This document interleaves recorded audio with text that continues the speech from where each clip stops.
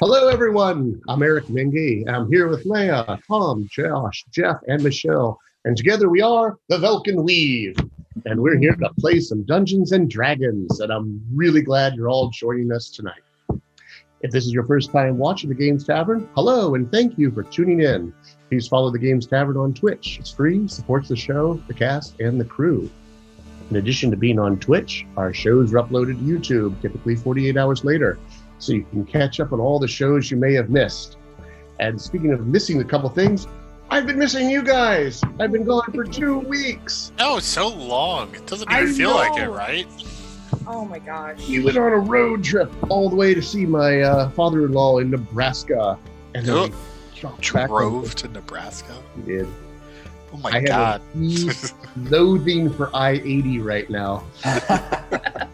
Oh, the town. It's like that road. It's like a 3-state long construction zone with no food that you pay for the privilege of being on. I'm thinking 20 hours of driving one way? 18, but that's not stopping breaks. That's like what Google Maps said it took to get there. Next one, we're going to go I-70, which is free and has restaurants on it. And goes through Indianapolis. Yes. Culture. Civilization. Yes. We went out, we saw the Arch in St. Louis where my sister lives. That was a lot of fun. And then to top it all off, I had to do some Underdark research. I went by the Mammoth Cave in Kentucky. I got a fan. Nice. That's I could awesome. also use some of the fraud games I might run. So you drove by my hometown where I grew up. Oh, where's that? Right off the 64, Evansville, Indiana. We didn't go. We went through Evansville, Indiana. It seemed really nice. When you get down, it won the prize for most epic playground on the Ohio River that I've ever seen. It was like had tiers and a castle, and pretty bitchin', but nothing compared to the wonders of all sorts of good stuff in here. Oh, I got some reading ahead of me. So how have you done? Pretty good. I'm actually about to head out myself. I'm headed back out the same way you just came, but I'm flying. That's the way to go. But it's a beautiful scenery. We kept being lost. It was fantastic. Nice. But maybe we should do some announcements if we're ready. Tom, you want to start us off? Sure. First off, thanks for coming back. So great to see everyone. Remember, if you have an Amazon Prime, you also get free Prime Gaming subscription, which you can use to show your support to the show, cast, and crew. Prime Gaming subscribers get access to sub-only emotes, to a special subscriber-only channel on the TGT Discord. Yeah, and for goals update, we love you, our friends, for all the support that you've given us. And tonight, what better way to show that support is through cheering your favorite characters. Your bits show your support for both the cast and the crew. They help not only keep this show going, but also provide the back end, what they need in order to, have them show up too and help us make this a show. So for every 500, we award a random inspiration, and for every 1,000, you get to pick a specific individual for that inspiration. Channel goal is still at 50 subs for the month. Your help can get us there. It's a great opportunity. Thanks. And we've even hardwired that into the game itself, because one of the themes we have for this campaign is the fight between, maybe fight is not the right word, the struggle between Timora and Bashaba. And your support of the channel will determine which one of the two goddesses of luck is ascended. No pressure. I trust you guys to pick the right one. The correct one Bashaba. is obviously Bashaba. Obviously. You guys are all terrible and traitors. Fighting words. If you build the temple to Bashaba, you'll save my fictional child. Oh, we should still build the temple. Yeah. So we'd like to give a great big thank you to D&D Beyond for sponsoring our show tonight. They do so much for us with the delightful overlay that hopefully some of you can see, that I sometimes use to keep track of people's hit points. So go to dndbeyond.com to check it out for yourself. And speaking of D&D Beyond, they are a sponsor for us tonight and are actually providing us with a player's handbook to give away. So the raffle for the package is going to begin shortly. Keep an eye on the Twitch chat.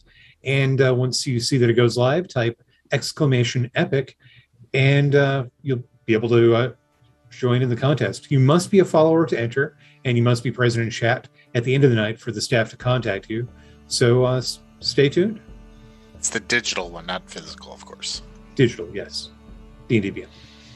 All right. Well, as you can see, I got a different background. I flipped around in the office. My desktop is being cranky. And so we are on the laptop so that we can actually have the show must go on. But so maybe later on we'll do a description about what all these maps are back here. I love maps. And I keep acquiring them from all the various D&D adventures that have inspired me. Like the big one up there is, well, let's see if you can see it. That one. Doing this backwards. Wales, which is all Moonshay stuff. There it is. Now I can do it. Doing this backwards, upside down, inside out is hard.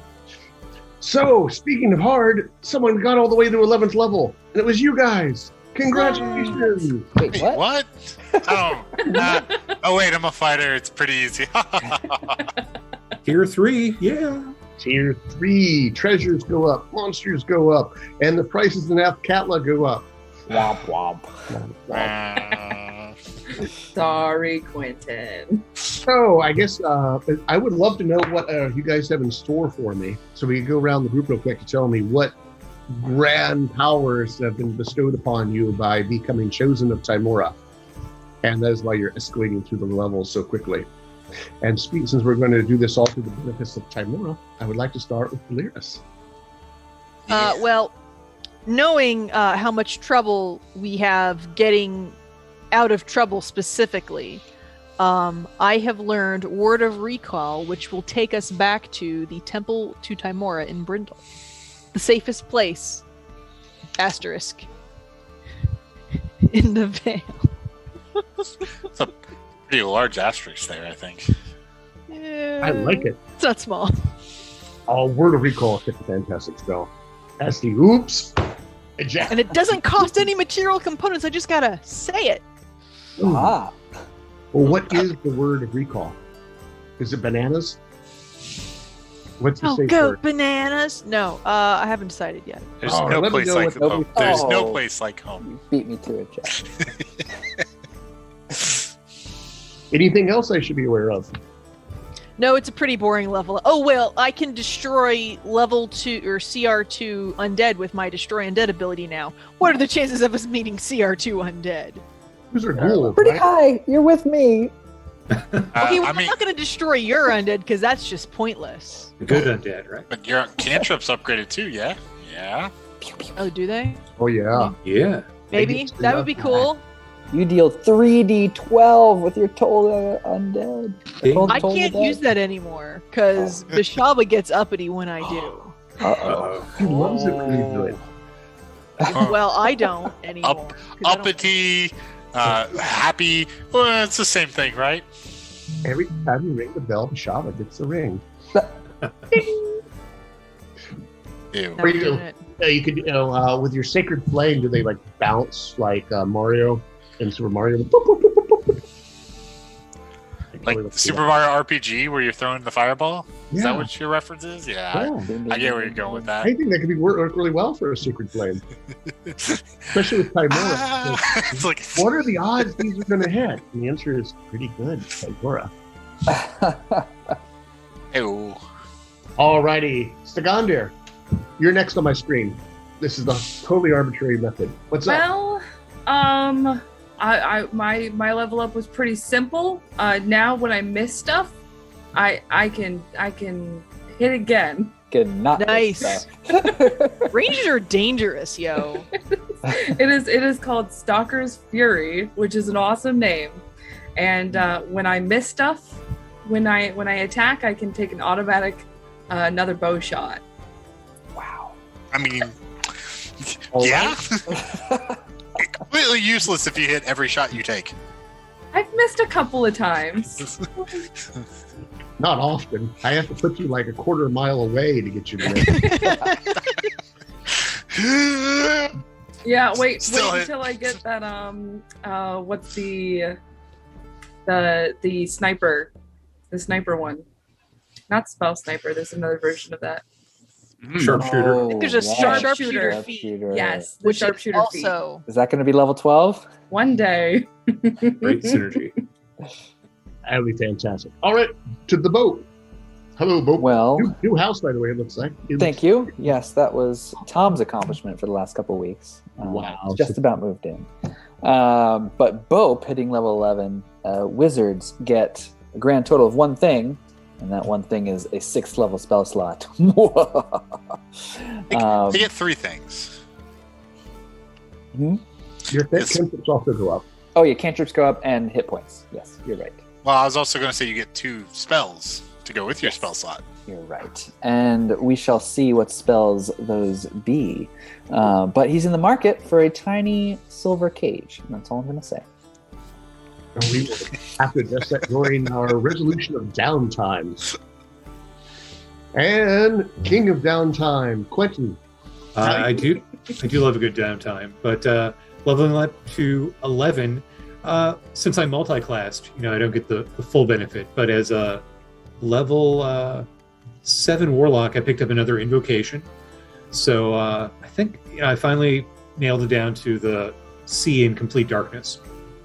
And then I did get a level 4 spells, so it's not a level 6, but I'm going to play around with a little AoE damage, Sickening Radiance, when you absolutely positively want to exhaust people to death and mess with your party accidentally because it's got a 30-foot radius. So we'll see how that goes. So the scene in darkness, is that all magical darkness? Yep, magical darkness all the time, 24/7.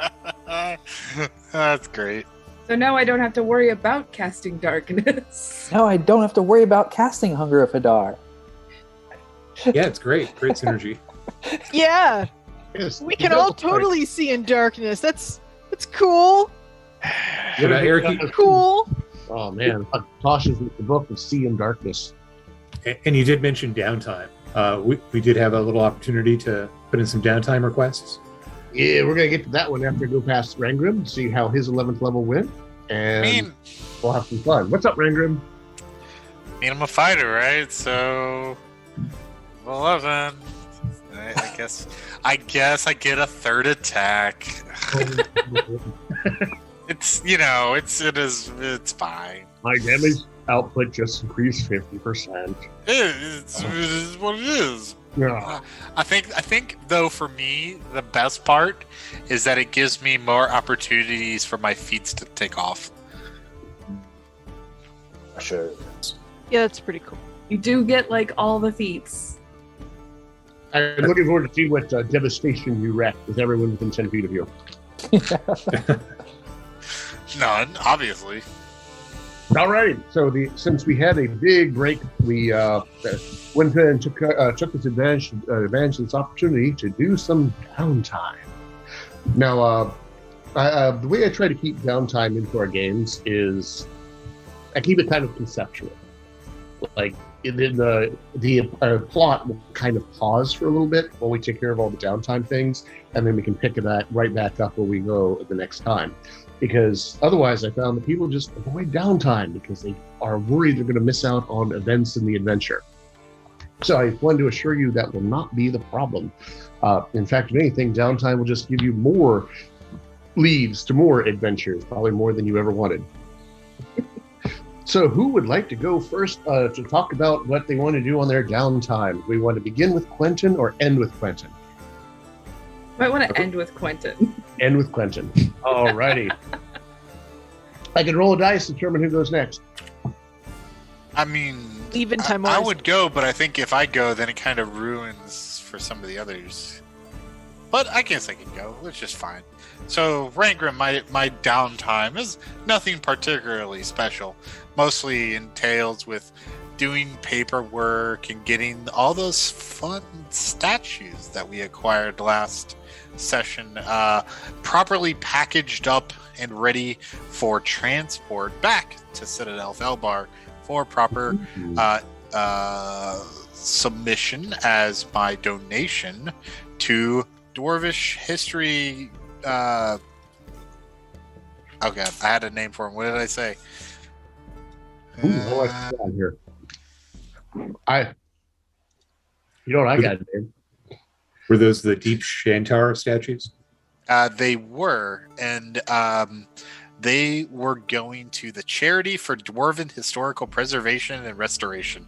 I totally originally made a much longer one that said Chadmas, but then I changed my mind and went more something that wasn't. Why so. did you change your mind? You tell, good sir. so It was so bad. what was it? No.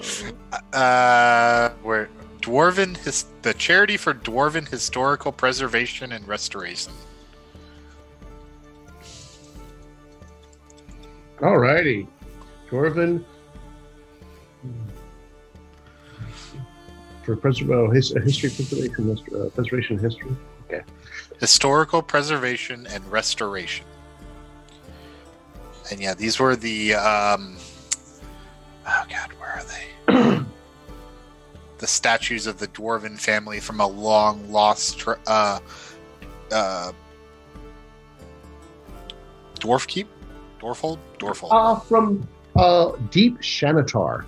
Yep. Which was a massive dwarven realm underneath of Tethir and Kalimshat back in the day. That fell through a variety of wars, although rumors are that it didn't completely fall, and there are still some citadels of Shanatar in existence. Why don't we know for certain? Dwarves are fairly secretive, and also they might be cut off from the surface. Exciting. But And making contact with them would be a key plank of the Dwarven Society for Historical Preservation and Restoration. And as part of, getting to a location to properly ship those back, because Brendo's nice and all, but it's, its merchant capabilities aren't nearly as great as So I transported several of my companions with the airship north to, Amnentar? Athkatla. Athkatla. Which you played Baldur's Gate 2, Shadows of Alm, you are very familiar with this city. And the Cowled Wizards. Which you haven't run into yet. Yet. And by the way, the excise tax for bringing magic items don't apply if you leave all your magic items on the ship. So you can avoid that cost. Yeah, it makes sense. Good to know. Your donation to the Preservation Restoration Society, which I think we're going to call their museum the Vault of Explorers or something like that. Does that work for you? Vault of Explorers? Yep, I'm fine with this. Alrighty. We'll gain you an entry-level admission to a society for the Friends of the Vault. Society for the Friends of the Vault. Yes, they call themselves the League of Superlative Dwarves. Well done. Come up with I knew this was coming, and I still. So there's the charity, but that charity is supported by the League, which takes the things you find and puts them in the vault, which is run by the charity. Do I get this? Do I get the secret dwarven pick and skull pin? Yeah. Oh yeah, A little pin. it's woven into the beers. It's a Only gem on dwarves the. find it in there, otherwise it's gone.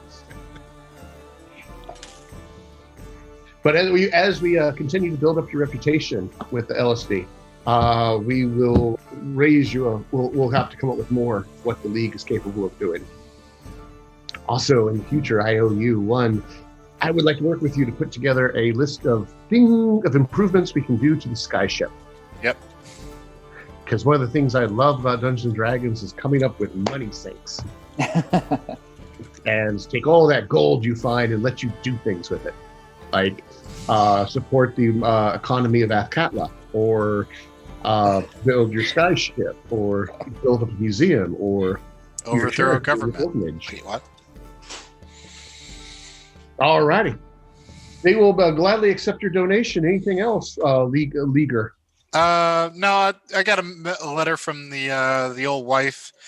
She is seeking opportunities after hearing some rumors going on that there was some mysterious disappearances happening in the area. I told her this was probably not a good place for her to set up shop, as she has a well-respected craftsman of the Stonecutter Guild. Mason. Yes. I even have it I'm so open, reminded and of I that still screw song that from up. The Simpsons. Hmm? I'm so reminded of that song from The Simpsons. Whenever you Cool. say Stonecutters. Who holds back the electric airship? We do. Oh, that takes me back. I love thee. All right. Anything else, Rangrim? So you told your wife and kid, don't come here, it's dangerous. Yep. Okay. But You know- it's okay for Quentin's wife and kid. Yeah. Quentin's wife, I think, is significantly more politically powerful. And Quentin's fine with that. So, Bo, is there anything you would like to do during your downtime? Yes, I will certainly use the charitable donation that I need to give. I would give most of it anonymously to Delirus's orphanage as recompense for actions past, and maybe even try to siphon it in through Shell Corp. No, through. I don't want it to come back to me.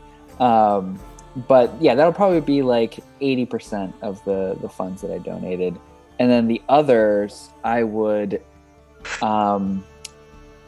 put together a shipment of farming goods to be donated, also anonymously, to a certain gnomish village in the High Forest that may be recovering from hard times, if that can count as a charity. Does. Absolutely. I believe I apologize for not getting back to you, but if maybe we do this another time. I believe I heard word of a spell book for sale. I don't know if that's something for another downtime, but it's something Bope would be interested in. And then I did get a couple spell scrolls from Quentin to scribe in my book, so I've just been spending some money to make the paper rain and bolster my hoard of magical power. Oh yeah, and I gave some money to Stigander to help find some spell components for me. Like a grocery list. Yes. We'll take care of the spell book for next time. But if you want to, you can respond back to your contact. Oh heavens, I need to go look at his name. Buried up in there. Yes. The one who is from the Knights of the Shield. And if you get back to him, he will send out an envoy to Brindle to meet with you to discuss the purchase of the book. Sure. She is identified as the Book of Shangalar the Black. Okay. And the description you got is a tome of beaten electrum pages stamped and etched with the runes of the spells set down within.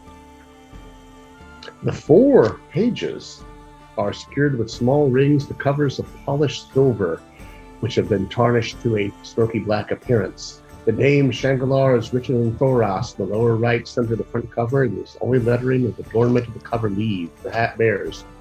The book is surprisingly heavy, but is less than a finger thick, and its cover is 3 hand widths across by 7 hand widths in height.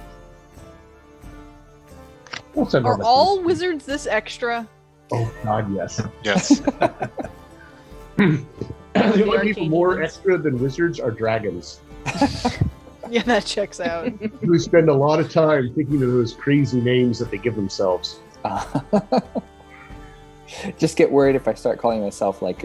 Hold on. Are you telling me that Felgalos, the flying disaster, named himself the flying disaster? Almost certainly. Yeah. Bope, do you shave your spells into the fur of your bunny? You can't do that to a bunny. They need their pelt. I use a book like any self-respecting wizard. The advantage of this particular spell book is it has but 4 spells that are not in the player's handbook. Oh! They are in this book. Got to make it happen, Bope. Book Yes. version. The spells have the following titles: Bone Javelin, Negative Plane Protection, Repel Undead, and Bone Blade. Wow. This sounds like that awesome other book I got without all the strings attached, like Servitude to Vecna. Much less evil. Supposedly. Yeah. Supposedly. I noticed 78%. Eric just took a drink to cover his poker face. Yeah, that was a good catch. Anything else, though? I think that was it. Just spend some quality time with Mr. Peppers. All right. Peppers is flop and eats carrots. What do you feed? Lettuce? Yeah, he's moved on to radishes. Okay. Excellent. All right. Who wants to go next? I guess we're going to do Quentin and Stegandir last. So, Damiris, how are you? Okay. So, as with actually most of the money that I make adventuring, I send for my charity. I gave the money to my orphanage, of course. My portion went towards building a rat enclosure for the rats that the children are raising. It's basically, like 4-H in the Forgotten Realms, and all that implies. I love All that. right. Rat husbandry? Yes. For friends and So are your street urchins raising rats? Competitive rat what racing? other livestock do you see available in the alleyways? It's a very versatile creature. I mean, rat milk is nutritious, and Well, I don't Milk. think they milk the rats.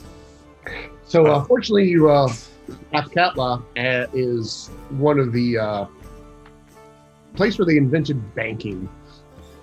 And so if you deposit your money in the bank in Afkatla, they can, through magical sendings, contact their branch office in Waterdeep or another bank with which they have an agreement and have the funds freed up there to be... I don't know that I trust a bank to transfer my money. I'll probably find. She keeps her money buried in the.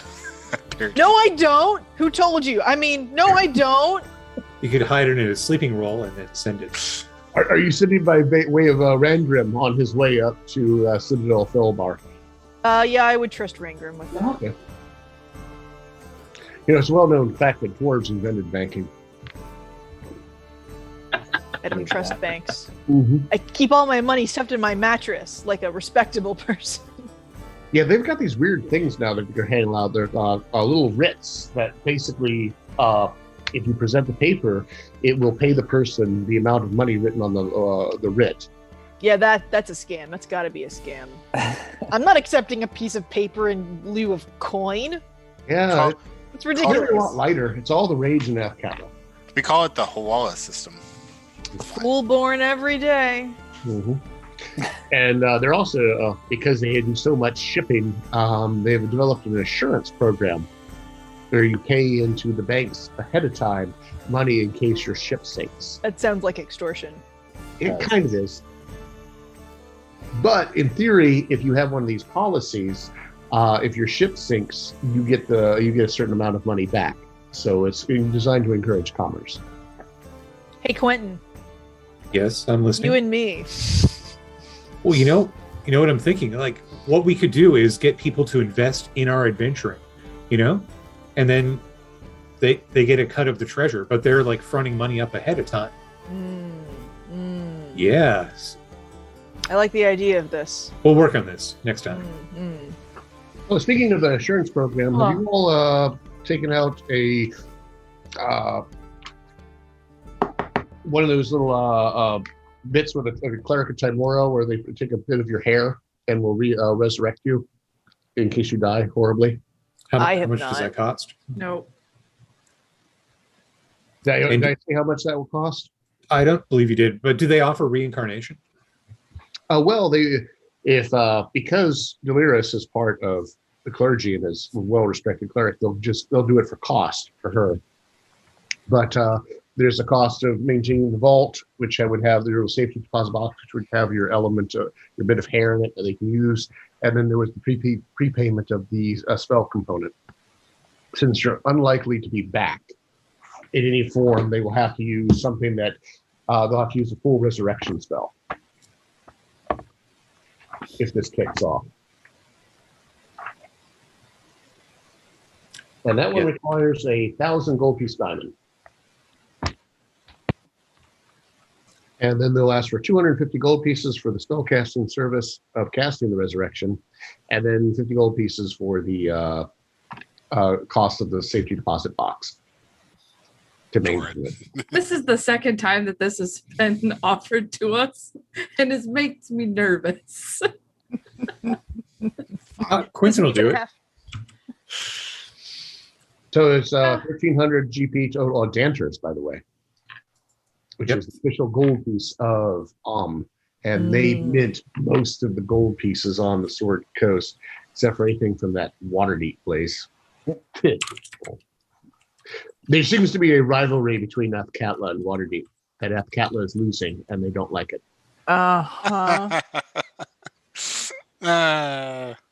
Technically, Waterdeep has a better port. You said it was I guess that's what they're named for. Yeah. But Athkatla gets raided by giants less often. So, balances out. Yeah, but Waterdeep doesn't get raided by demons, so...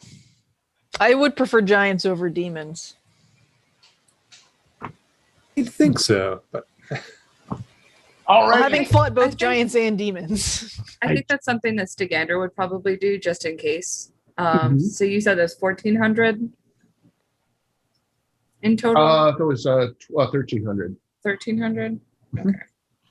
I will do that. Okay. I will not. When I die, I want to stay dead. You're saying that now. Are you certain on that? Yes. Yeah, the clerics in Athkatla call it hedging your bets. Quentin's done enough bad stuff. It's just a matter of time until he gets whacked. Oh, definitely. Probably. Maybe even later tonight.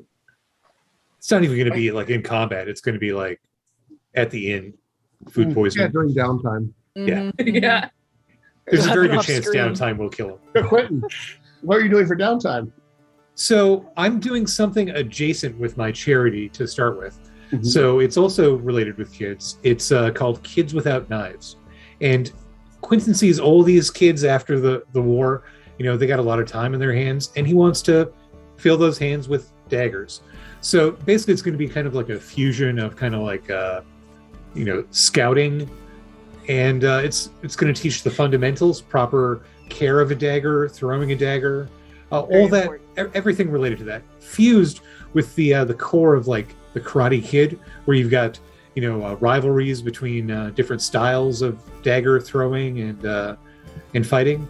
So he's thrown the 700 gold at that to kick it off. He'll get some teachers and recruiting, and then when he was down in Athkatla, he picked up 500 daggers of various makes, and he's going to flood the market with daggers. Your market is Athkatla? No. Brindle is where this is going to be happening, because that's kind of our home base. How many kids do you think there are in Brindle? I think the question He's actually not aimed just at homeless. He's aimed at all kids. All children? kids. Oh, I foresee Brindle becoming the base of like a world famous assassin's. that's why he said that he was making a reference to the Karate Kid series, not the movies, but in the series where the karate has become like the pastime of the town. They don't do baseball. They do. Yeah, they're crazy for karate like Texas is for football, and Brindle is going to be crazy about dagger competitions, throwing and fighting. All right. This can't go wrong. I'm in this for the long term. 500 daggers, sure, that seems like a lot now, but over 5 to 10 years, that's not even close to how many I'll need. That is true. That's true. And because you are Laird of the Vale, this will get through. Okay. So that who was would just dare oppose this completely reasonable? that was just the charity donation. Thank you for that, by the Completely way. Reasonable.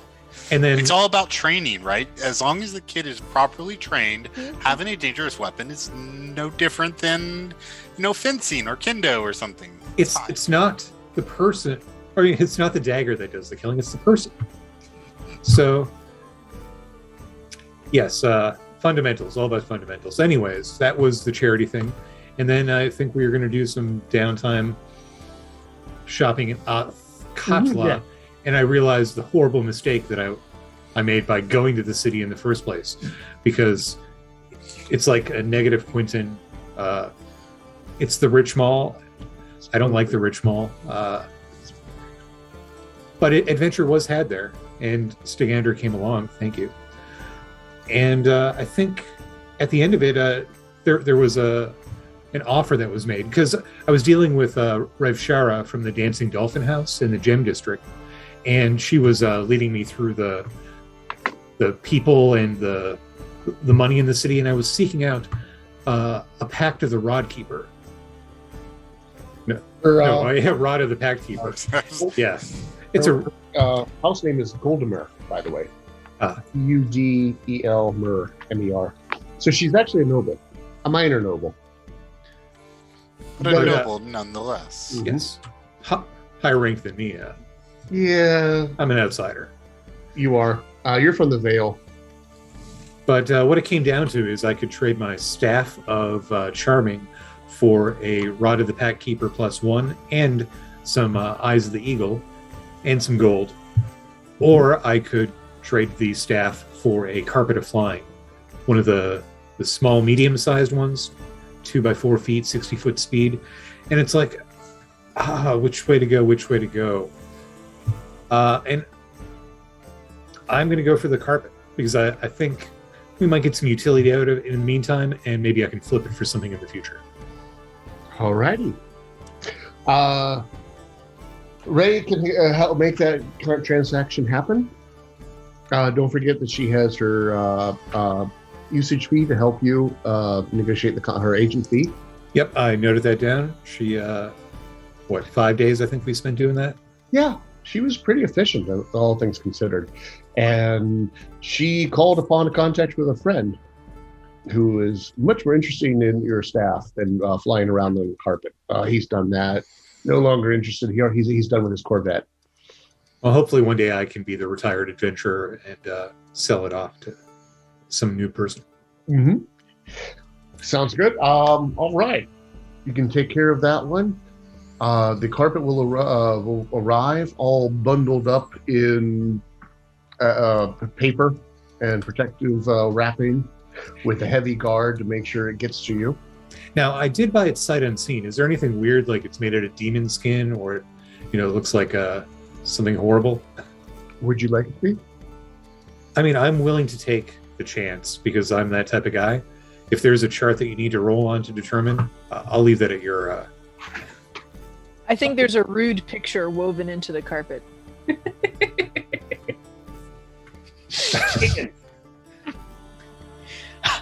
It's a very intimate mural that's been woven into it. The adventurer got it in his younger days. The Robin Williams film where they're like, "Oh, they're playing leapfrog," when they're looking at the bird cage. The bird cage, yeah. Yeah, the bits around the edge, they're leapfrogging. Okay. It's made out of excellent cotton and woven out of, because Amn is really good, particularly in the southern part of Amn, Moran, really good at weaving carpets. It'll never replace the carpet that we lost to Tiamat, but it'll be used well. Forever in our hearts, Nimble the carpet. This one does not yet have a name. I'll think about it. It has to earn a name. And then the last of my downtime segued into Stigander, and there was some party that I may or may not remember. Oh boy. Stigander, how are you doing? I'm good. So you were there with Quentin. You got invited to a party. I did. I thought I was just coming for moral support, but People talked, apparently. and a noble family got to notice you. And this is the Cremor family. Mm-hmm. I got invited to the Cremor Down turrets, and they're having a fancy fete. And you can tell it's fancy because it was pronounced fet with a little caret over the E. Ooh. I bet it's on really nice stock paper. Mm-hmm. It had RSVP, and they were going to send appropriate garb. for me Who to knows wear. what that means? Well, I outsourced it to you to ask me what you think was the appropriate garb. I was being facetious, but I okay. know. I'm calling your bluff. So tell us about the Dang. party you designed. So the dress is like thin, what's the word? Like thinly hammered out like metal. I think we said it was probably like a silver or a bright aluminum. So it's like a metal bodice with like what looks like pauldrons and fancy beading. It's a very like flowy skirt with a fancy shawl and it is a shadowy or not shadowy, like a smoky lavender to set off her like bluish gray skin. And I will find that picture and I will drop it to the Discord for you guys to take a look if you want. Oh, she put some thought into this. I did put some thought into it. I did, just a little. The dress is woven with silver thread, and it is a silver breastplate and has pearls all embellished on the edge of it. The total cost of your dress comes to about 1,000 danters. And it weighs 20 pounds. Yeah. Listen. Yeah. So what sort of garb would they have sent you? Do you have anything appropriate, or do you need to have something set? And what would you think it would be? Oh, I said just give me whatever she's wearing, so I'll wear one of those dresses too and pay for it. Wait, what? I think Quentin is going to wear it better, though.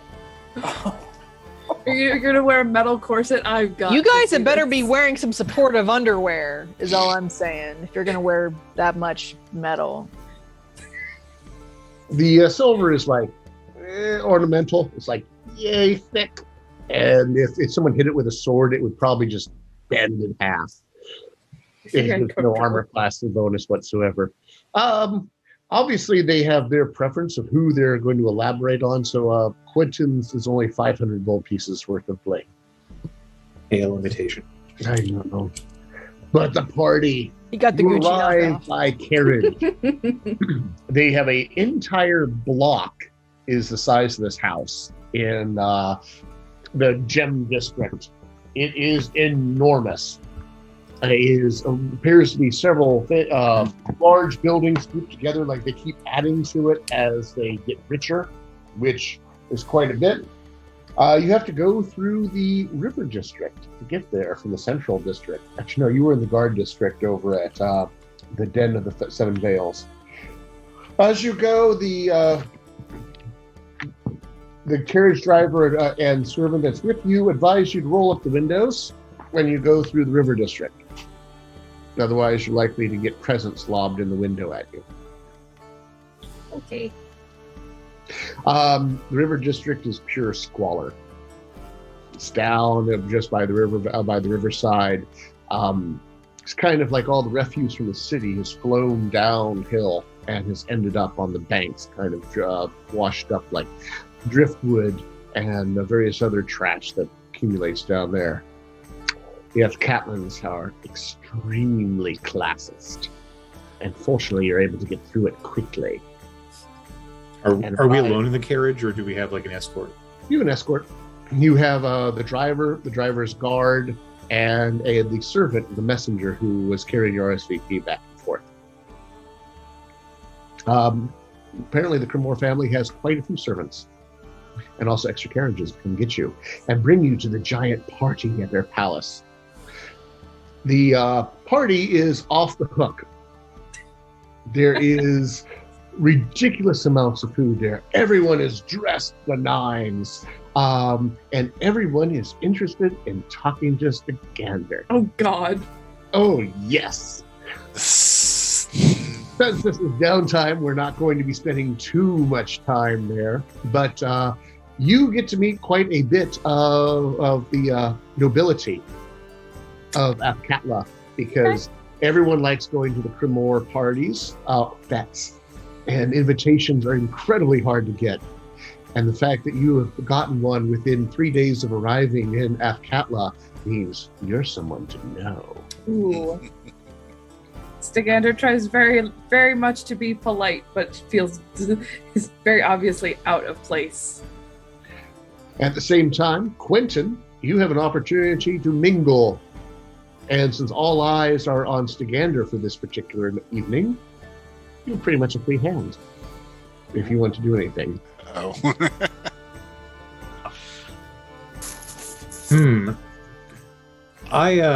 Mingle I will. I showed up in a sour mood because I felt I was being screwed at the market, but I realized, hey, my mistake. So I throw myself into the party, and I'm not going to target like whoever's at the top of the food chain, but I will definitely do the feeder fish thing and circle around the edge and just tell stories that are appropriate and verging on inappropriate, and right, chat up the fact that, hey, we're the Velkyn Weave. We're an adventuring party, and give them the snippets, the highlight reel about Tiamat and et cetera, et cetera. Give me a persuasion check or a perform check, whichever you wish to use for such. Okay. Get it? Yeah. Performance it is. It is 16 plus 8, 24. You find quite an audience for it. Since this party is like several hundred people, you usually get a gaggle of about 20 to 40 of various nobles who are listening to your every word. It's like, oh my, oh yes. And then what happened? You had cheese. And I look good doing it too. I do name drop Stagander and make sure to send, kind of good vibes her way. Okay. Stagander, is there anything you'd like to do? Try not to make a fool of myself. All right, make me a persuasion check to see how much of a fool you're making yourself. Oh, Lord. Or you can use performance, your choice. Which is performance or persuasion? Oh, sorry. Did I say, yeah, either one. It doesn't matter. They're both 0. All right. I got a straight 18. All righty. You learn the secret early on. Don't say anything. Just be quiet and mysterious. And quiet. I can do that. I can do mysterious and quiet. But that advice might have been whispered to you by a young woman that Quentin knows. Ravashara, who is his contact, also got an invitation. Okay. And kind of drifts around between him and you. And kind of acts as a little bit of a helper. To give advice on how to navigate Athkatla society. I try very hard to straighten my back and keep my chin up and all that fancy stuff. Observe all of the noble ladies, attempt to look that way. You do hear a lot of noble gossip. If you want to have a whole lot of noble gossip.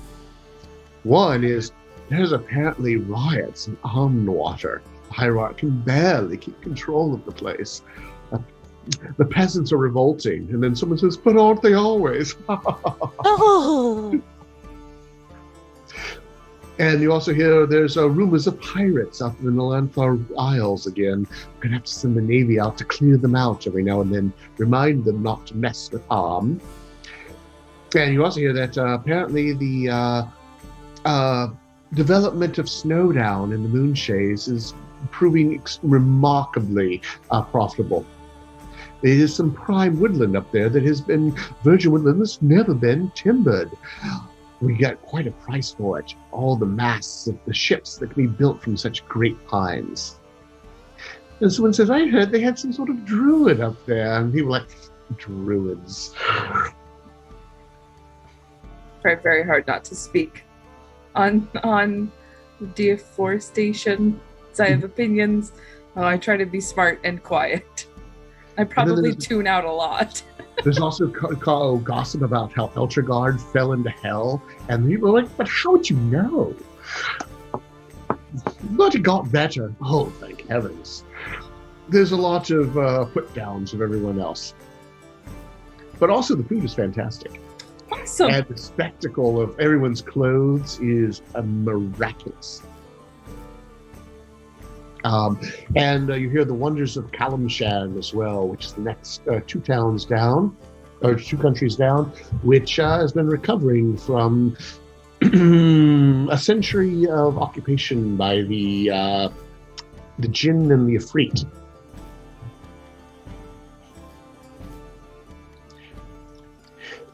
Anything in particular you guys want to know, or just is that enough of the loose gossip? I think that's like I said, just Gander is probably tuning out a lot. Like, this is so not her ball game, but she wanted to like see what it was like. The drinks are amazing. Oh my heavens, they have the best. They have some of our branding that tastes like drinking the sunshine. Other than that, after many hours, somewhere in the dead of night, around midnight, you guess, it's customary for these effects to come to an end. And the crowd breaks up. The way they kind of move, they kind of go to the soft close. They like stop putting out new food. The drinks become sparse.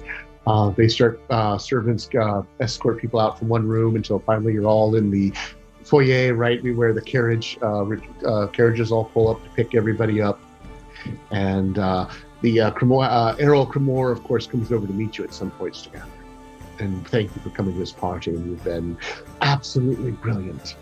Oh, thank you for inviting me. I appreciate seeing your city, and your home is very lovely.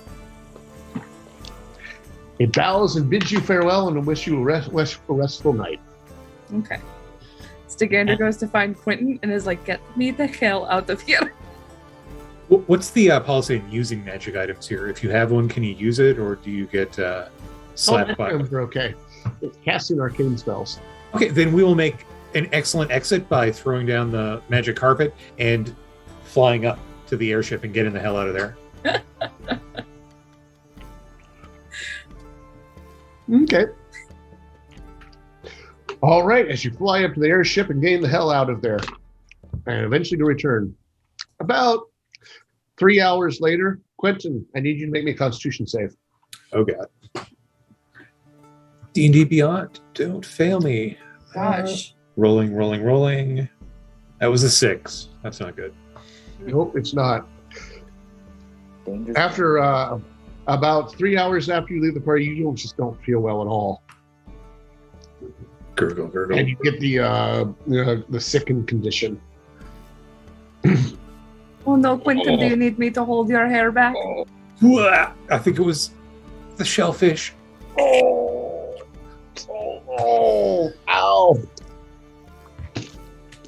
I'm mentally thinking, did somebody poison me?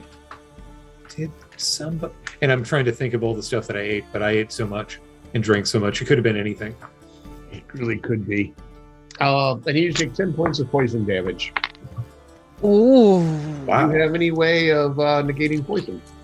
I do not, except through bleeding. I will bleed it out. All right. Weakness out of the body. Make me Leave another me. poison save. Okay. Oh God. It's coming again.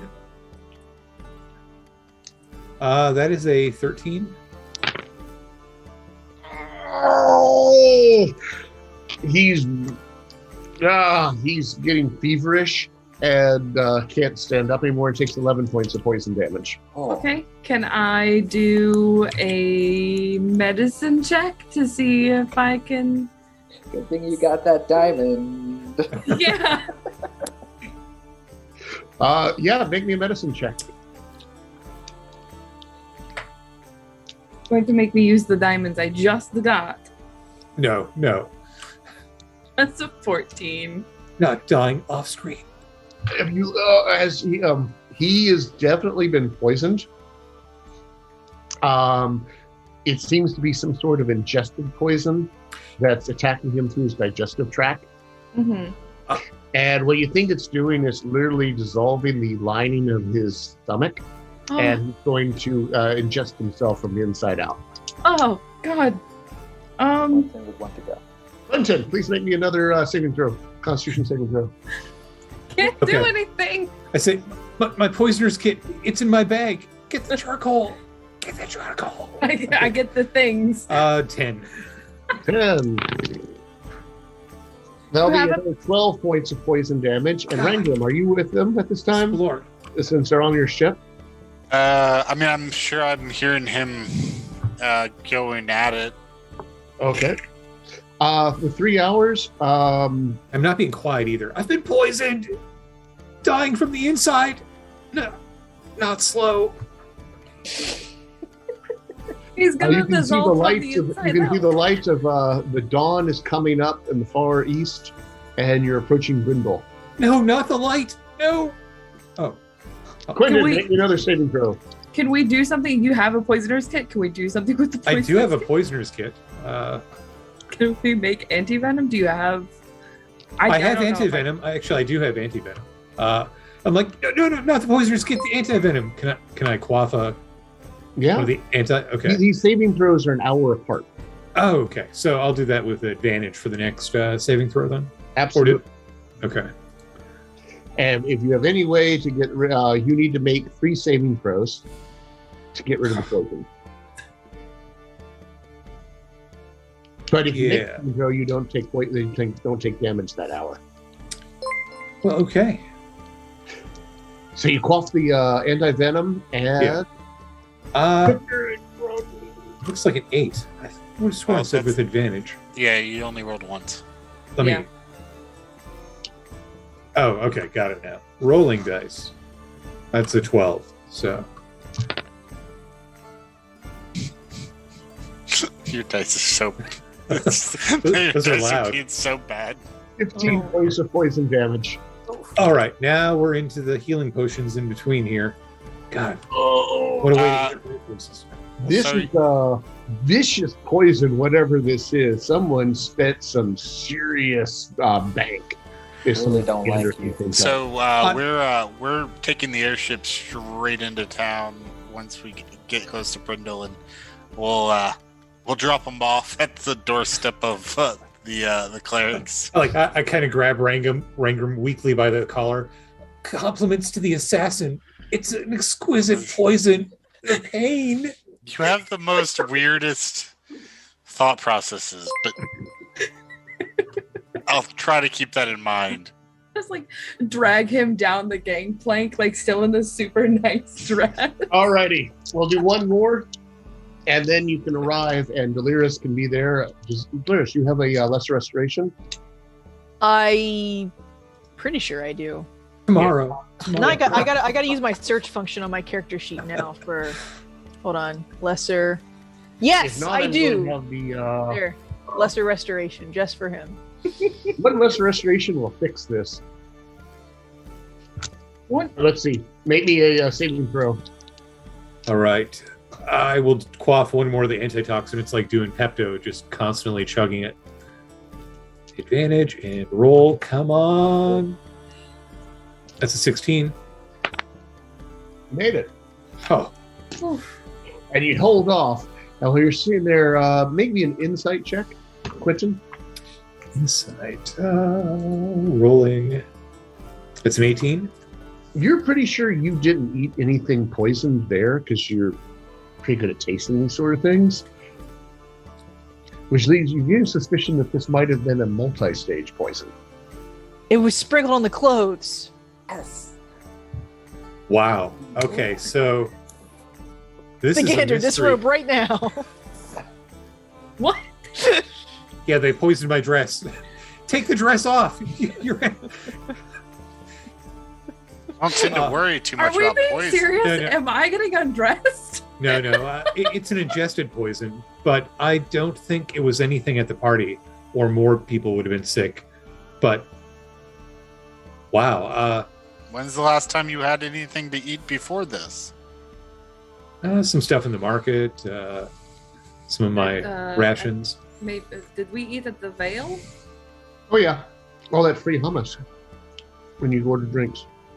Quentin's just Right. going to spiral into suspicion and trying to think back. He'll get his book out and start writing down, when, where, who, diagrams, red twine. He goes back into the into a safe space that has the board with all the strings. Yep, he unbundles the put away board and starts putting up the new conspiracy board in his portable hole. Trying Tears to- down all the other strings. Who's trying to kill me this Today. time? All right, with Delirious there, she does lesser restoration, and it almost instantly, the healing power of Chimera purges the poison from your system. And you're feeling much Well, better. I had a lovely time. Yeah, everything was fine until he decides to just start rolfing all over the table. I asked Dolores to get me something from my portable hole there. And if you say yes and you're digging around in there, there's just like 500 daggers in there. Just Who's Dolores? delirious. There you go. I hope you have all those daggers tied, Nope, so nope, they don't loose. have to pop out of the Complete- cavern. Completely loose. Like putting Now it the into a astral sharp plane has container 500 daggers full drifting through it. of discarded needle. Ow. Alrighty, and that, I think that completes our downtime adventures. Oh boy. Can't wait till I have some more. Woohoo! Oh, F. Kappa. Although now you have a contact, by the way, Quentin. Revishara. Noted. You can call upon her in the future to help you do acts of commerce, commits acts of commerce in Athkatla. Okay. Well, if I ever have 32,000 gold on my sheet, I will contact her immediately. You might. I know what treasure's coming. I rolled some of it earlier. Ooh, Tier you- 3 bank. yes, Bope, you have a bag of holding, right? I do. It's, Later in the morning, Stagander is gonna give you the dress and be like, "Can you just hold on to this in your bag of oh, absolutely. this? I feel like we might be able to get some money for this later or something." So you're saying not to put it on one of these corpses that's also in the bag? I mean, you could put it on the corpses, but I'm I'm just pretty thinking- sure we could get some good money for it. In terms of space economy, it might fit better if it's on a body, But okay, no, I am- we'll just fold it nicely. I am quite skinny, so that it probably would go nicely on a pair of bones. Just into the bag. I'll have my dress reworked and give it to my wife. Lady call. What if it is poisonous? And so she wants to know all about this. What is this about kids without knives? Can you explain this to me? What Yes. are you up to, Quentin? I didn't That's, even think about this part. You know how they say idle hands is the demon's work? Well, we're going to keep those hands busy. And think about it, like when the raging armies of the Hobgoblin Horde came, I mean, so many people were unprepared. We're going to give these kids some structure. They're going to learn to maintain their weapons at an early age. And don't worry, the dogma and lore that I'm weaving into this will benefit us in the long run. And the children. It's all about the children. Just think of Well, the if it's armies. just out of hand, and the cleric, the high priestess, spends all of her time healing dagger cuts on all the children in town. We're putting a stop to this nonsense. Oof. Okay. New charity. teach first aid. Children without bandages. New charity, was it Kids Without Knives? And these are like mending the cuts. Yeah. You're gonna have to open a hospital in Brindle. Kids without knives and the kids with bandages. Our Letty of perpetual paper cuts. Hospital to Leia wins. That one wins. Oh yeah, and then Bope, I give you all of the things that you asked for. Oh, this little tiny cage is exquisite. I'll keep acorns in there. Okay. In Rangram, I give you a small little package that I picked up, a little gift. And it's got some beard oils in it and combs and all the stuff that a dwarven beard would need. Brush off the vomit from the outside. Oh, it's very nice. The best 50 gold could buy. Hey. Appreciated. I didn't get a chance to go in. I was too busy making shipments. I do not know how you like this stuff. I do not enjoy the monotony of paperwork. Truth, it's not the monotony that I enjoy. It's the knowledge that's within the letters and the ability to manipulate things. That sounds like monotony. Well, Very much. It sounds like monotony. Monopoly. So is there anything further you want to do on downtime? In that case, I did scribe some scrolls using the Xanathar's downtime. okay. Mark those off. Get your pen out and all the beautiful inks that require it. Now, I'll have to know at some point. I need to know where you're keeping all these spell books so I can disintegrate. I mean, so they can be kept safe. I did get a scroll case in that last haul. I don't know how many scrolls can fit in that case. But... Let's say 10. Oh, okay. I do have less than 10. I was wondering about your whole spell book. Do you have a full spell book or do you have a traveling spell book? I have an enduring spell book, which I think is a... What's that from? common magic item. Oh, gosh, where is it? Look that I got this. This was like pre-season 1. Oh, hey, here it is. Common magical item cannot be damaged by fire or immersion in water. Does not deteriorate with age. That's all. All right. But now that you've attained 11th level and you're casting 6th level spells, you got to make your spell book kind of cool. You got to start giving it some personality, the urge, design Gotta your pimp it wizard out. logo. Okay, I'll put some thought in that. And come up with, because the spells work better that way. Hex yeah. And also, do you have a backup copy in case this one explodes for some reason? He asks for no reason. None at all. No It's reason. really expensive. It costs a lot of money to copy spells. It's only what, 1/10 cost to do a backup? I have no idea. I think Josh is right. Okay. Yeah, if you don't have the funds for that, I'll front you on that. I do sometime. have funds, but I don't know how much this. We can deal with this off stream. Yep, that'll be that's a challenge for future downtimes. Of you may want to have the good old fashioned traveling spell book and your full library of spell books that Okay. can be kept elsewhere. That way, in case you get disintegrated and all your books are gone. Because whenever the Stagander casts a revivify spell or whatever, it brings you back. It doesn't bring back spell books. Wait, does that mean she brings you back naked? I Yes. think Revivify is not one of the ones that, like, if your body is gone. I think It's I need. resurrection, where you have to get a whole new. It's kind of like Terminator, where you appear, and the first thing Bope has to do is like mug people for clothes. But Bope, they They're do have all- resurrection insurance and Othkatla if you ever feel like enrolling. Okay. Well, Oh, I thought that was in Brindle. No, that one has to be in Athkatla. Oh, whatever. The insurance part, but didn't you say the Temple to Timora in Brindle offers?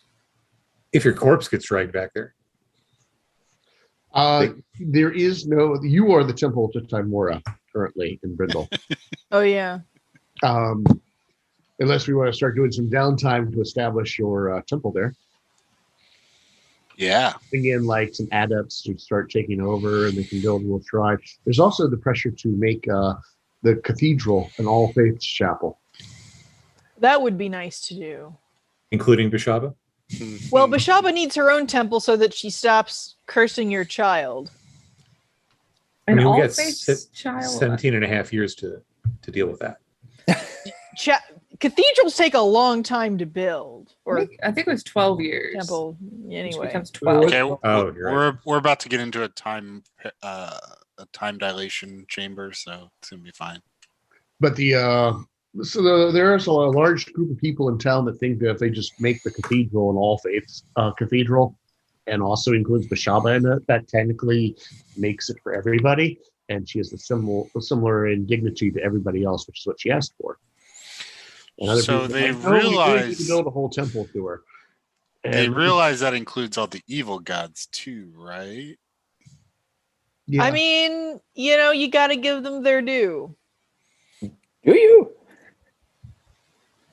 I mean, they get their Liz, dues I'm somewhere. I'm dealing with some theological stuff right now. I'm trying to figure it out. Just You remember Barely. those ball cultists that we killed back at the orphanage a Yes. year and a half ago? Those Yeah, are they would nice be here people. worshiping with us. We could kill them here too. That's true. Yeah. That's true. they can come here, but it doesn't mean they don't take their lives in their hands when they do it. That's a perfectly good. The perfectly good explanation. Like, it's an all faith, but you're taking your own life in your hands when you come to worship at our temple. Get to All- meet your deity in person. So How it's all strongly do you believe? faiths, but it's not it's not safe ground. Got it. How strongly Exactly. do you believe in your deity? So Brindle becomes a war zone. Okay, cool. Just what Bashaba What the wanted. children are for.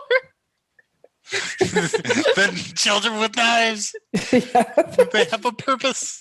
Yes. Oh, So there's a name we haven't heard of in a while, but Teet and Tobias. Are we gonna oh, seek after them? We I thought better. that- yes. I mean, we were probably. I think we were thinking of going back in the end of Dark Country.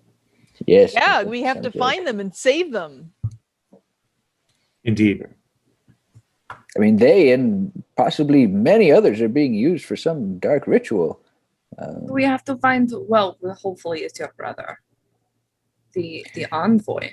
Yes, Did- I'm concerned about that. Bob, did we ever properly identify the creature that we fought, the three-eyed one? I don't know if I made a roll for that.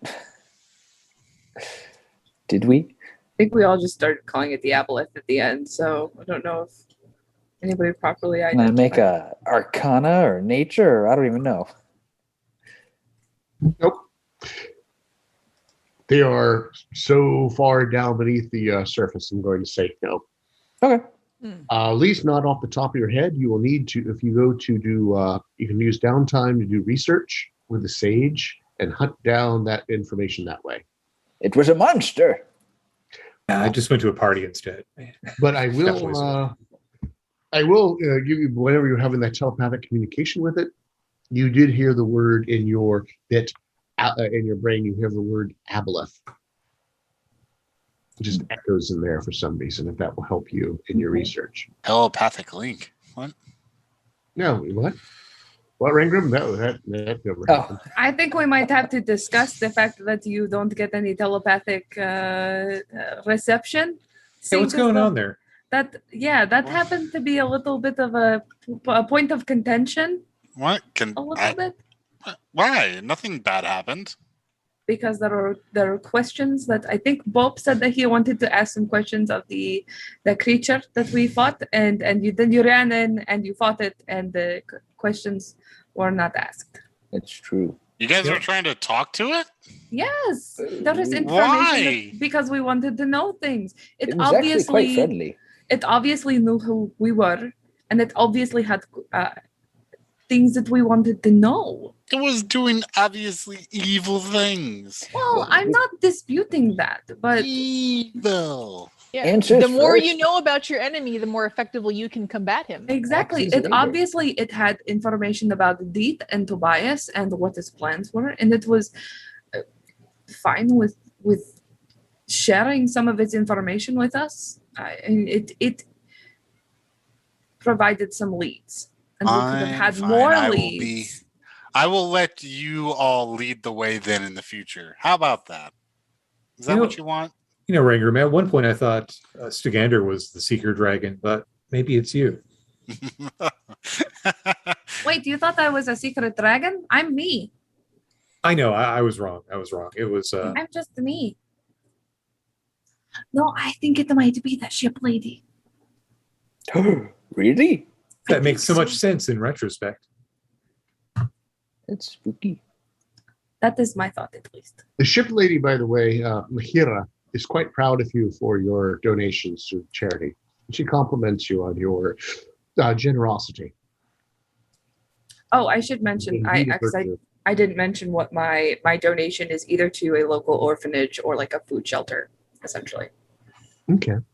I don't know anything around here, so I don't have anything specific in mind. I'm like, you give it to people to feed people or to kids. You gave it to the traveling charity, the Druids Without Trees. How old are the kobolds on the ship? Are they under 18 years of age? All kobolds are under 18 years. I was like, yeah, kobolds don't live very long. They all get a dagger then, okay? Welcome to Kobolds Without Daggers. Oh, they That's got small. those little Balin pins that they use on ships. You know, the ones that are like that long and have a handle on it that they use to tie ropes to. Yeah. True. But they're going to get an I don't know official. what they, I think they're probably pins. I'm sure I don't know it's- what they're called, but yeah. He's already stamped all of these with the Velkyn Weave's sigil. We will need to. I need to go watch a whole lot of Horatio Hornblower for the. Hey. All right, so are we ready to go down to the Underdark? Yeah. Down, down, down. And So in that case, we probably should do a quick break here before we go down. Does that sound good? It does. Yeah. And Alrighty. So as we go into our short break, don't forget to ask character questions by typing question in all caps, followed by your question and which character it's directed to. And my golly, we gave you a lot of fodder during all that downtime. And we'll answer up to 3 questions. Take it away, Jeff. yeah, then as well, if you haven't checked out our Patreon, please check out our Patreon. It's a great location if you are a member for the if you are a patron of our Patreon, then you can have access to some of our back end stuff. We have photos, we got drawings, we've got art adventures that either have been run or not even run. There's all types of nice little things there for not just the Velkyn Weave, but the entire Games Tavern in a world, universe, organization, It's one Extended of those universe. Yeah. Universe. Some of our latest updates include early access to the interviews that we had. There's the miniature paint plans that are done with our Sunday's miniature paint show. Great stuff. Please check it out. And remember, when we reach 500 bits, we award random inspiration to a character. If you cheer 1,000 bits, you get to choose which character gets it.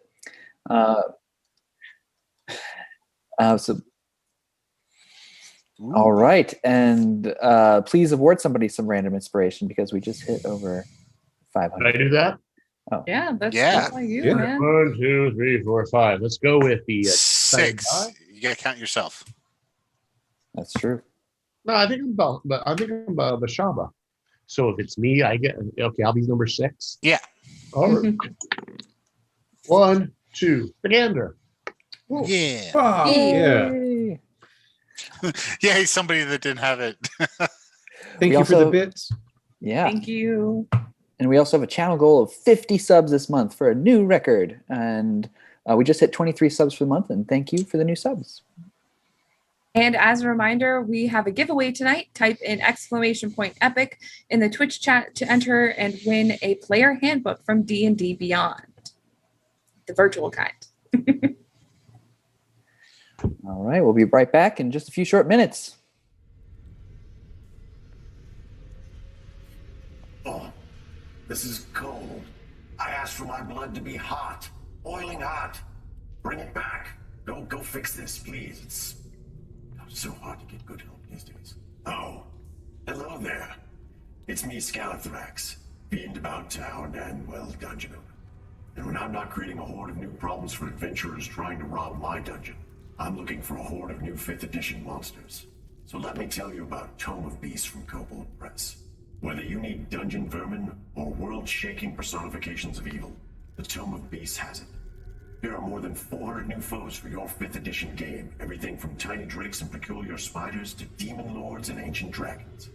Tome of Beasts includes monsters from the entire history of Kobold Press, with longtime favorites such as clockwork creatures, drakes and dragons, devils and archdevils, check them out, some of my brothers and sisters in there, dangerous flavors of the Fae, undead, and so much more. Use them in your favorite published setting, or populate dungeons in a world of your own creation. Pick up Tome of Beasts from Kobold Press and give your players an encounter they won't soon forget. Where's my blood?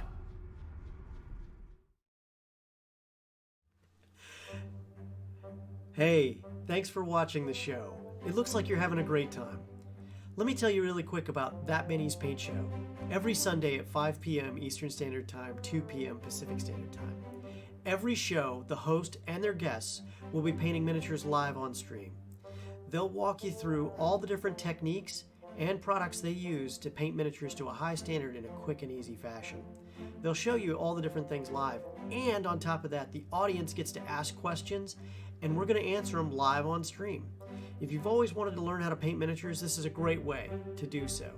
And on top of that, you can paint while you're painting with us too, and chat with us and tell us about your projects and share your pictures of your miniatures as well. We love it when people share their miniatures with us. So remember, That Many's Paint Show, every Sunday, 5 p.m. Eastern Standard Time, 2 p.m. Pacific, only on the Games Tavern Network.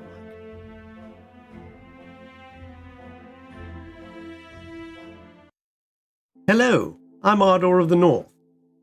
When I'm not raiding Scalathrax's dungeons, I'm seeking tomes of magic to bring back to the wizened wizards of my own kingdom. And that's why I'd like to tell you about a tome called Deep Magic from Kobold Press. Their kobold minions have traveled the plains, seeking the secrets of magic. They've unearthed ancient tomes of forgotten civilizations. They've been bargaining with demons and creatures of the void, and scaling towers of Shadowfey mages to unlock their secrets. Their tome, Deep Magic, includes dragon magic, elven high magic, shadow magic, angelic wards, ley lines, illumination magic, rune magic, time magic, mythos magic, and even alchemancy. Now they pass along their hard-won knowledge to you in Deep Magic, an arcane series for 5th edition. Here you'll find new schools of magic, arcane traditions, new and variant spells, magical feats, spell-slinging NPCs, and so much more. There are even more schools of magic than I've even mentioned. This book is 356 pages of pure magic to keep your players guessing, and your campaign fresh for years to come. You can buy it now at koboldpress.com.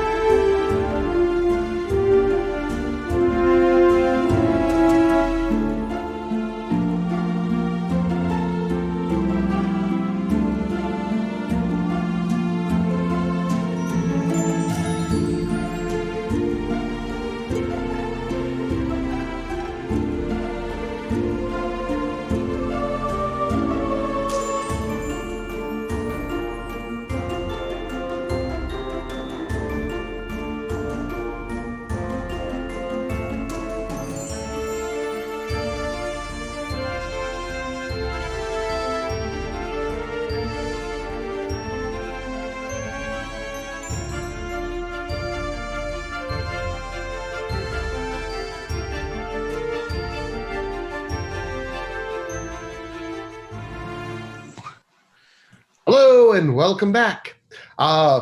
Fortunately, I am not able to get to the Twitch right at the moment, so I'm going to need someone else to tell me if we have any character questions. Ooh. It does not look like we have any character creations. Character questions. Yes. Creations. There are neither questions nor creations, unfortunately. Oh, we did delve deep into our psyches prior to the break. Mm-hmm. That is true. We kind of did. I am kind of curious. So, hey, Rangram, what are you hoping to find? Well, what is the piece that you would like the most put into that vault of the explorers at Citadel Hellbar? What sort of treasures would you like to find? I would say it would be either the cornerstone, the foundation block that the dwarf hold was built upon, or that a lost dwarf hold was built upon, or records of their history. All right. Delirious, what do you Yes. think would be the best style? What would be your favorite style of temple for Timora?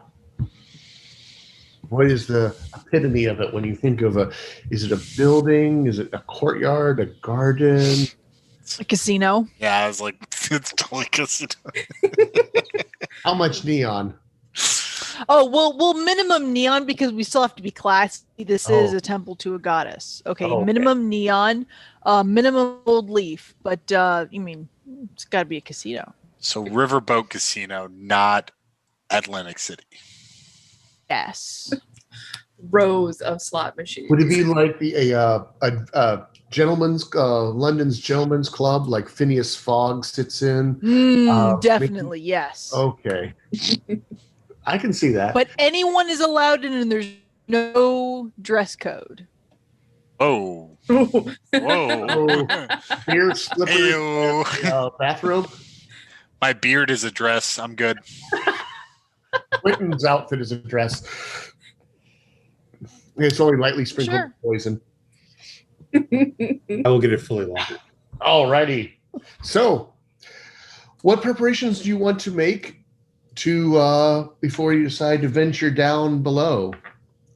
And how are you getting out to the lake? are you taking the sky ship?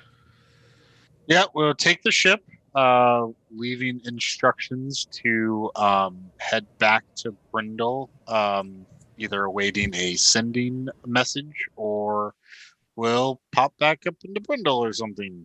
That's fine. Okay. Does everyone have their gears or anything else that we would like to do? I should probably. What are my choices for magic items that let me see in the dark? Because I should probably have some of those. The goggles of night. That's basically it. Yeah. I think Probably two of us can cast the dancing lights, I believe. So we can cover. Yeah, but I mean, it might be nice not to have to rely on that. Just a To save a spell slot. it's a If only cantrip. somebody. Yeah, it's cantrip. It's concentration, Oh. though. Yeah, Just yeah. gotta point See, that out. the concentration. Okay, are the yeah. thing. Especially Bo, who wields terrible cosmic power. Itty bitty gnomish space.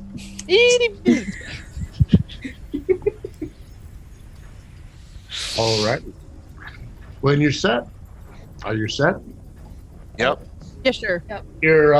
You board the L'Eclipse de Pôle. Is that right, Mangrim? Oh, it's really good. Yep. And you head north from Brindle, northwest towards Lake Rest. And a few hours later, actually much faster than that, less than an hour later, you are over top the dark waters of the lake. Let's go say, hey, Skander, give me a roll, percentile dice. Let's see what the weather's like. I love being able to tell the weather. This is great. 90. 90. 90. It is windy. And kind of that hot gusting wind that's coming up from Southlands. It's really choppy down there. It's not really overcast or cloudy, but is gusting wind, and you're actually getting little white caps down on the water below you. I hold on to boat because I'm afraid he's going to fall off the ship again. I hold on to your knees. I don't like this weather. And let's go with random chance of Lyris. Can you please roll me 2d6? Let me know if you get a 1 on either die. Yes, a 1 and a 5. A 1 and a 5. Alrighty. Roll me a d12 and a d8, please. Yeah, I'll give it a D&D Beyond for that. Number of Quipper swarms. Oh, good. D12 Flying quipper. is a 12, and the D8 is a 6. So you got 18? Altogether, yes. Hmm. What terribleness have I just... Well, you notice far off into the northeast, way up the distance, you see a large bat-winged creature that you think is a dragon, kind of slowly floating over top of the distant mountaintops. It's probably about 5 miles away, and it's only because of your ridiculous perception that you notice it at all. It's just a dragon distance. I need a spyglass. Don't have any. Ingram, do you have a spyglass? Surely one of the We're all looking golds at has a each other. spyglass. Dancing orbs. Have you tried cupping your hands together? What's it called? Quentin, you are not being helpful unless you are putting a spyglass in my hand. They're 1,000 gold. They don't grow on trees. We tried. We planted one. We tried to grow a spyglass tree. Why? What do you see? There's a dragon over there, I think, maybe. The dragon over where? Over there. I mean, I don't expect you to be able to see it, but... Which direction is she pointing? Northeast. Go ahead and make me a perception check with advantage with her pointing at it. Northeast from the lake? Yes. Interesting. We're all looking. Can we make the roll? Yeah. I rolled 2 19s. The DC is 25. I still didn't make it. I had 27. You see a small dot of a bat-winged creature kind of drifting lazily around one of the mountain peaks way off in the distance. The Nimbus theme music rises. Could be a Where's that dragon. coming from? Oh, we got that creeped in, says the cook. They're all excited. You know, if we hadn't just defeated Tiamat, I wouldn't be as concerned about it, but... Dragon cults. It's a thing. I mean, Yeah. it could be a dragon. It could be something else. Do you know how many things there are that have giant bat wings? Probably a lot. It's never too late. Still. I don't know if we have time for this. Deet and Tobias need us. Also, that. I mean, It's probably just That's like, the one that did. it's just a quick in and out, 20 minutes at best. I don't That is like those never odds. true. listen to the man. He's a professional fighter. He knows how long it takes. That does never And happen. I'm a professional gauger of good fortune, and it never works out in and out 20 minutes. Oh. It's So that's what you it's said. also a I'm- reference, but yeah. I'm with Dolores. Dolores. On this. Ringgroom, what would Countess Sensori do? Try not Find to think it, about it too you know, much. Send whatever. other people to go deal with it. Send other people to go deal with it. Like yes, you. let's do that, actually. Minions. Minions. We must have minions. We're influential people. You don't I have think- minions. I think the kobolds. that's the minions. Would you like minions? Downtime! Go recruit some minions. Maybe we can just like send a quick sending to. Who else? All right, here. Answer me this: who else is going to deal with it other than us? You know, at a minimum, bring it to the attention of the person, the ship person, the dragon lady. Mihira. Yeah, her. No one else is here to deal with this. We're the only one with any capability of even catching it. Do you want me But to chase after it, Captain Langford? While you are Sure. alone. I will do so if you so desire. Again, it's quick. We go there, we find out what it is, we come back. It's fine. What is that dragon doing that is harming us? Why do we have to go bother it? It's That's here, what I'm asking. right after Tiamat's And maybe defeat. it's not a dragon. Maybe it's one of the bad dragons. You know. Look, I received word from a trusted source that dragon was behind my poisoning. We need to investigate. I thought you were a good liar, Quentin. Sometimes or you it throw didn't in happen.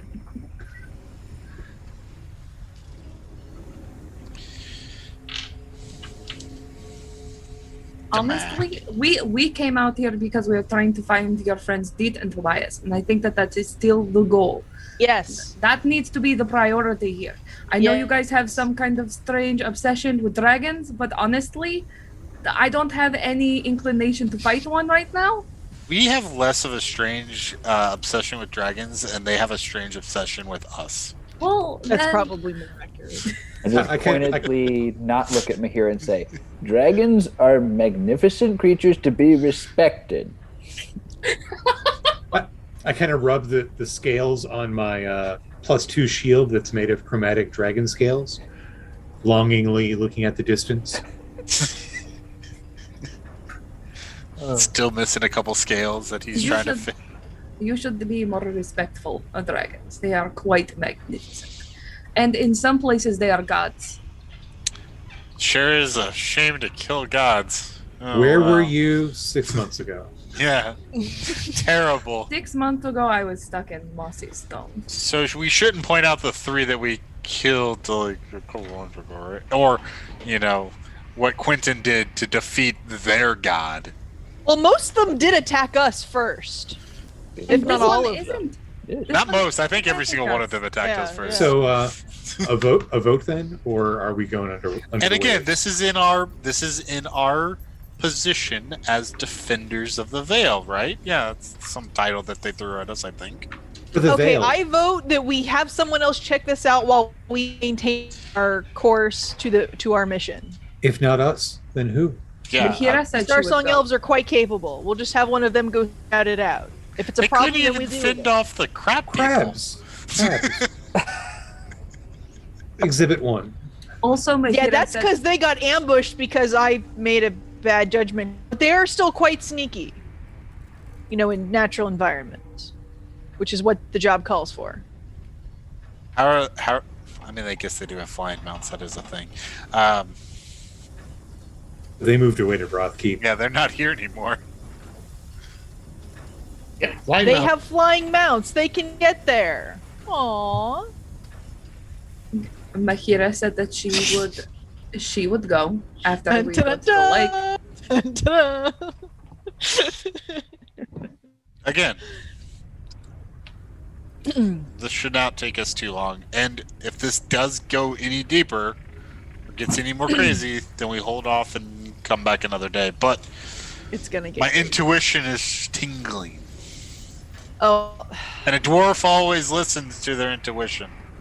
Hence why I attacked the aboleth earlier. sure that's not just beard lice again. Not after the oils I bought him. Yeah, no, all the lies are long gone. Do we want to put it to a vote then? You forgot they're called beard snacks. Don't make Can I forget they're called beard snacks again? Please?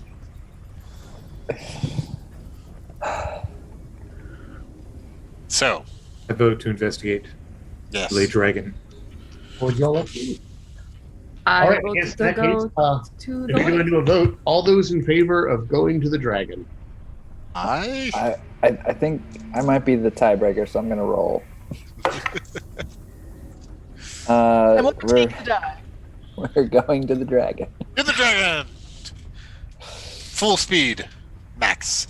Damn the torpedoes! Maximum impulse. Damn your underground adventure straight to the sky! Once again, the pulses of magical energy pulse through the side of the ship as it rises up on the power of the weave as the sails flare out, and you start heading northeast.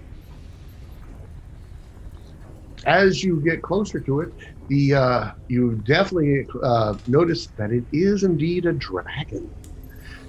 It has the long silhouette with the tail going behind it and the wide bat wings. Mhm. But as you get closer, it ducks behind the mountain peak itself of the nearest Was it- mountain. Was it shiny? Was it? Make me an active perception check. That's just a That's just a perception roll. skill check. As opposed to allowing you to rely on your passive.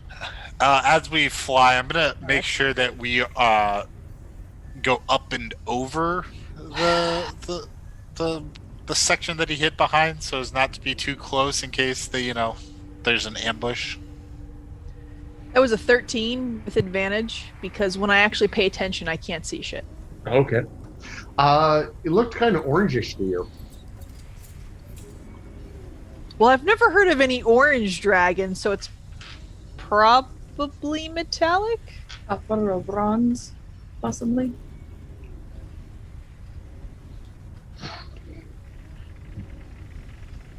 They don't cause trouble. Can we go? Were we catching it, or Just get sight You of were it. catching up on it. Your ship goes faster than the dragon. yeah? Or So at least it was because it was lazily flying around in circles. we'll just make a what's the word I'm looking for here? A wide give it a wide berth when we come around that corner. Okay.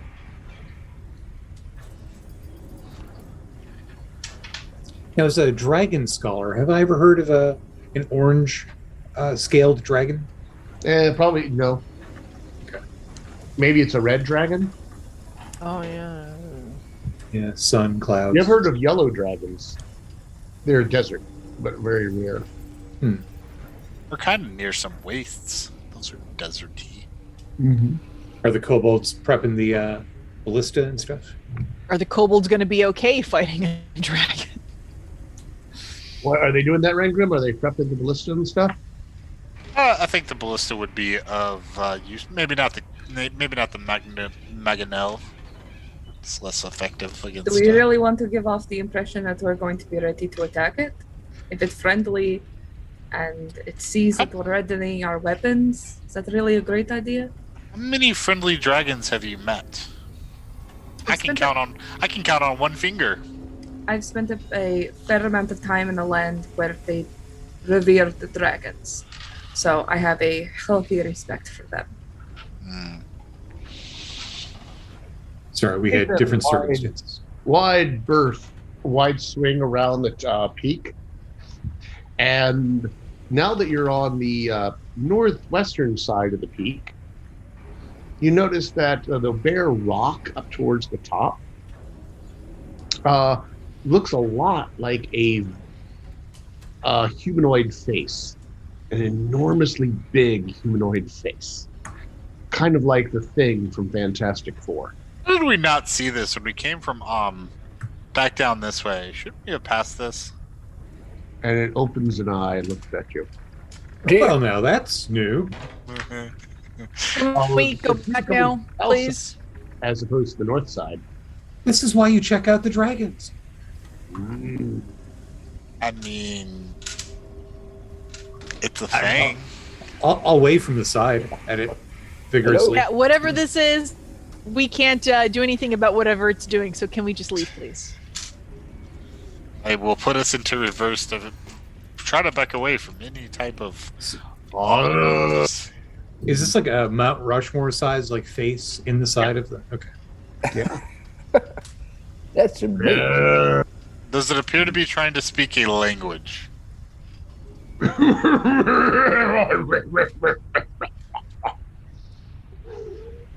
Who goes there? Is that in common? Yes. Very polite. Just passing by. We are the guardians of this veil who have spied a possible threat, and we were investigating. A possible threat? Who could threaten the guardians of the veil? I can think of a few things. Those who live beneath the lake. Tiamat. Tiamat? Yeah, we had to take care of her. Yeah, Not she any was. longer. But for a brief time. Or like Tia not. Fist bump. I like this guy. I like him. Who are you, guardians? We're the Velkyn Weave, Guardians of the Veil. I didn't vote for you. It's not an Well, elected nobody position. voted for us. We received Excalibur from a... I got the reference. What? Nothing. I don't get it. Perhaps your sending was lost. There were troubles not so long ago. The brochure. Troubles? I was sleeping. Oh, you missed the Red Hand Horde invading the Veil Oh, Red Hand Horde. and summoning Tiamat to this material plane. Oh, you're making this up. Do we look like we make things up? Nay, I speak the truth. Kind of. Yeah, no, we do. That Sorry, was- does the rest of us, other than him, make it look like we make things up? Oh. Birds of a feather. They're always perching on the head. Yeah, speaking of which, did you notice one just now? One what? A bird? Yes. or a flying They come, creature. They go. You saw one come just a few moments ago. Maybe. I'm going to go look at the other side of the ship where our attention's not currently, just to see if the dragon's coming from that side. It came from below. Maybe a perception check. Maybe I tell you. We play game first, right? 10 below my passive perception. You don't notice anything down here. Just A lot of pine trees and It's very windy. it's very You windy. asked our name and who we are. You have yet to introduce yourself. I'm Boulder. A bit on the nose. Of course you you. are. This one's Rangrim. Ah, And Boulder, what are you for the Vale? I'm an overseer. I see over it from up high. Nothing gets over. Game? I'm too Yes. fast. I would catch it. Are there others of your kind, or are you alone? Oh, I was hoping to meet a nice lady mountain one of these days. But they are few and far between. We mostly sleep. Well, I'd love to play a game. Oh, we're gonna play an old rock game. Rock, paper, scissors. Uh-oh. I looked to my here. Are you ready to get us out fast? Ready? Is there an actual arm? Yeah, little arm comes out of the Oh, head. it's a little arm. Okay. Rock. Oh. I win. Let's do it again. Best of 5. Best of 5. Throw parchment. Throw parchment. Ready. Rock. Paper. Oh no, I lost. Oh, the rocketry. Oh. One more. Ready? Oh, rock. That's what a 20 intelligence gets for you. Oh, you win. One more. Best of 5. Oh, that was, you won 3, no? That was 2.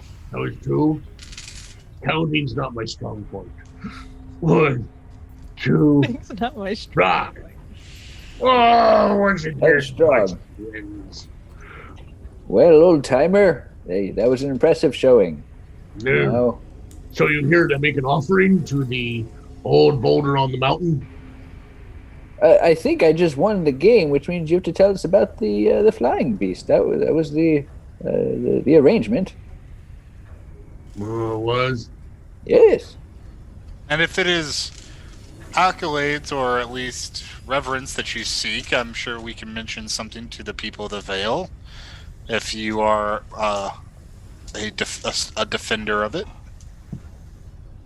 Well, yes. But No. defenders of the Vale protect it from those that do not belong. You won fair and square. You're fun too. You play games. And he just kind of dissolves away. What? Dissolves? What? Yeah, he vanishes. He never got to meet the Just the lady face, mountain. not the whole top, right? Yeah, just the face. And it goes back to a normal rock face. And then kind of sneaking this little snout over the top of the mountain to look at you is a copper head of a dragon. And looks at you. Oh, you. You're fun. Ah, fine. It's at least metallic, right? Metallics are fine, right? Yeah, Yes. we're good. So, you're the Velkyn Weave I hear about, huh? Yes, what's your name? I should have made that up. Boulder. Oh Boulder. no, this is a random encounter. I'm having to spin this off the top of my head.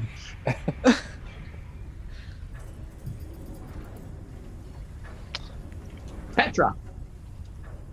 I'll come up with a full dragon name later. Petra the Cunning. Well, invite him on board. I'm going to go ahead and turn the ship and get us back on course. So, you're the defenders, eh? The Velkyn Weave? Yeah, I guess we Yes. are. Heard a lot about you through the grapevine. Who's in the Oh, grapevine these from days? who? Well, all the dragons. Oh, good. The You know, it's prismatic included, or just the metallic? They're not really, just us. That's just us metallics. probably for the best. Fire on everything. chromatic. Ugh, am I right? I heard there's some open layers around here. Yeah, I mean, Yes. you could say that. Yes, actually, there's a whole temple structure and nests. I mean, like half of it collapsed when It's we defeated defeated it. and You have to- Timora, so it's nice It's and not in pristine condition, but You have to That the lab break- that's full of fire giants over there? I haven't heard a whole lot from them. But they did set up shop there. yeah. Yes. Oh yeah. They'd have to Forgot clear about them that. out. Get Yeah. to breathe them out of there. You may not want to do that because you will draw the attention of an extremely mean, extremely crazy cloud giant. She calls herself the Queen of the World.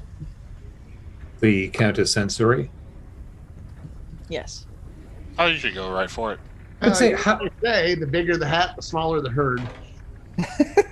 how are you with elves? Oh, they're delicious. Oh, well. Oh, Ooh. Oh, teasing you. Elves are way too stringy. That's much more comforting. It's true. Actually, They're nothing compared to a nice elk. Elks are delicious. there might be a place for you. There was this abbey, and I described where it's located, kind of in proximity to Rothkeep, and how there were some, Oni that had set up shop there. Oh Yep. yeah. That place is prime. Nobody owns it currently. You could definitely set up shop there. It was quite large, a little dilapidated, but you would only be doing the Veil a service by cleaning out whatever still resides there. Can you give me directions? Yes, actually, I'll pull up the map of the Veil that we have and show them where it's at. It flaps over, lands on the side of your ship. Your ship kind of under the weight before it corrects. Looks down, Ah, giant head. Here, I have a copy. You can keep it.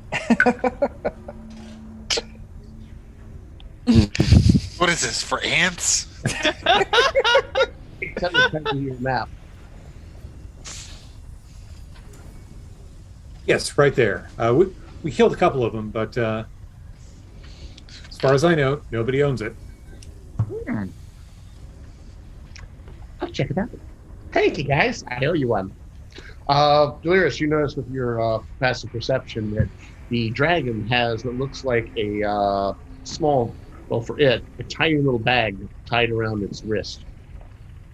Does it make any sound as he swings his arm around? Not a bit. I catch Quentin's eye. Got it? Okay. I'm going to, with my invisible mage hand, psionically enhanced, try and sleight of hand, undo it, steal it, open it. All right. Make me Whatever a seems- hand check. With pleasure. Sleight of hand. You probably ought to give it back, though. I just kind of want to know what's in it. Oh, sure. We don't want to steal. It's only a from the 16. dragon. 16.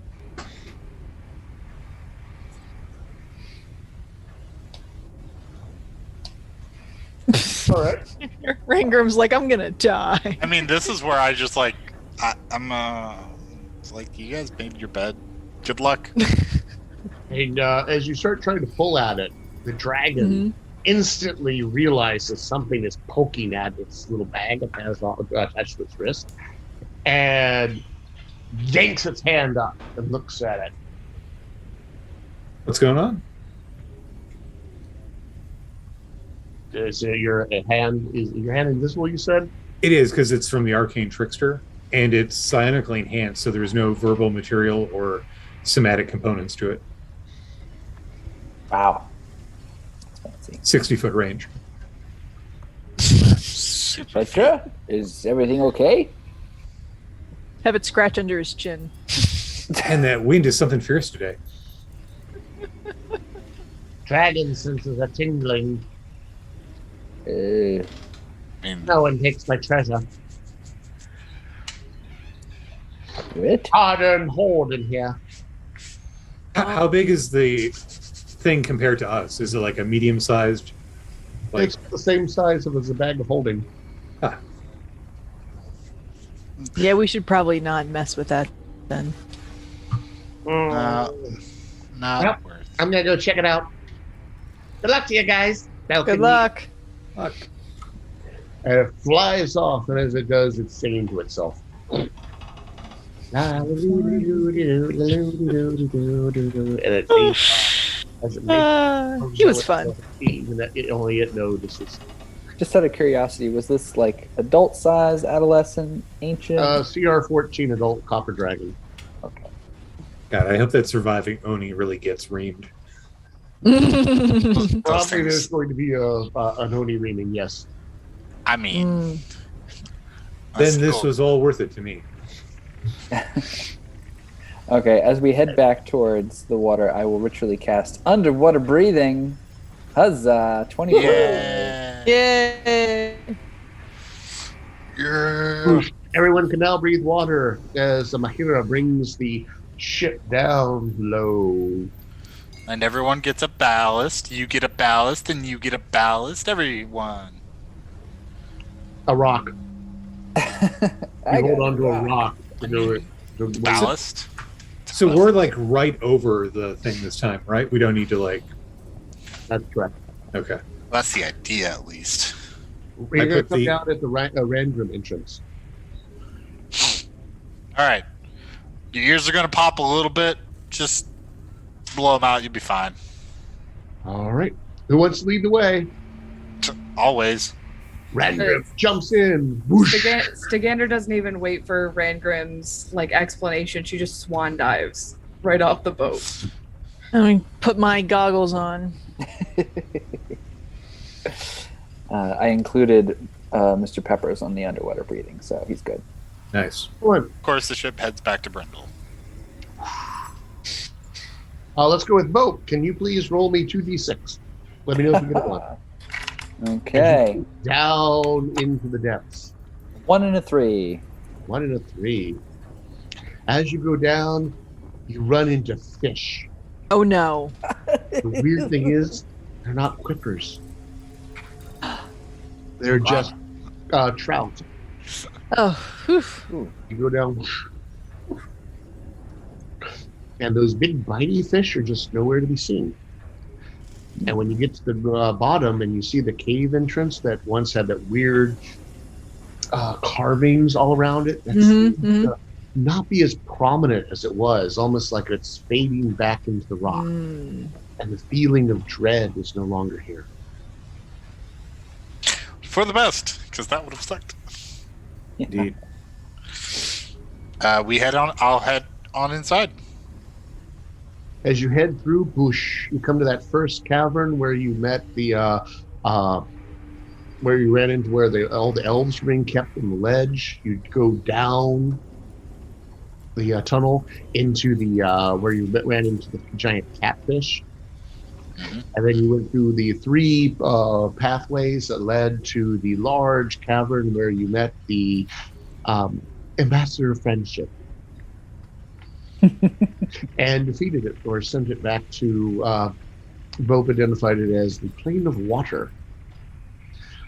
And from there, you go you turn to the right, and you go down. And at this point, you can start feeling the current Mhm. pulling you towards a final cave in the drowned cavern, which has a crack in the bottom that goes deeper into the earth. So I wonder Water. if this whole lake will drain into this hole. I just let the current take me. Oh, maybe intelligence check over there, Angrim. You can add in a skill if you have an appropriate skill for engineering. Alas, we don't have engineering anymore. Though. You can add in What? your stone cutting if you want. That's not a skill either. Doesn't allow you to add your proficiency. Survival probably would be. Your stone cutting gives you a proficiency bonus, so go Oh. ahead and use that, and then Okay. make the intelligence. It's a good roll. That is a proficiency of 4, so 22. The crack is too small to drain the whole lake at the rate that water is pouring into it from the various rivers and swamps that feed into it. And it's kind of like having a crack in your bathtub, but you have the faucet on full speed, and the crack isn't going to drain your bathtub as long as more water is coming into it. Okay. But it's forcing water down into that crack, which is the current you're feeling, is actually Crack the may be pressure. bigger. Yeah, so it eventually will get big enough to drain the lake. How big is the crack? Kind of like rough dimensions. About anywhere from 5 to 10 feet wide. Okay. The aboleth was apparently kind of squishy and can kind of flatten itself out and go through the narrow spots. And then it's like 10, 20 feet long, or What you can't see the other end of it? Or are you referring to how long is the aboleth? no, the crack. Like, is it like 20 feet long, 5 foot wide-ish? Okay. Oh, yeah, sure. That sounds good. Just trying to wrap my head around the general volume. It's a good bit of water that's going down into this, but a lot of water is pouring into Lake Rest. And the current is pulling you towards it. You're going to have to actively swim against it. Or you're All gonna right. pull I was in. I mean, that's our goal, right? Is we're going in, so. It is dark down there. It's dark in this cave, too. What lights do you have? How many of you have dark vision? Everyone but Delirus? I have a goggles, but it's not dark vision. Okay. I don't know how it works. I'm sorry, Yes. Delirus? I don't know how it works, my goggles. Goggles Oh, of okay. night? Yeah. 60-foot dark vision. I think it's Oh. dark. It's normal Cool. dark vision. And who has a swim speed? It's the gander. Quentin. Okay. All right. Are you heading down into the crevice?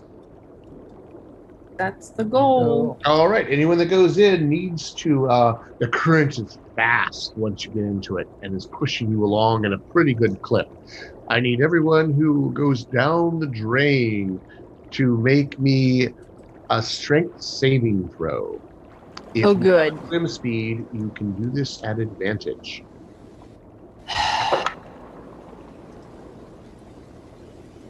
That was almost a nat 20. Instead, it's an 8. A 10. 27. Alrighty. 17. Hang around a little bit, those who did not make the DC 12 and take 3 points of bludgeoning damage.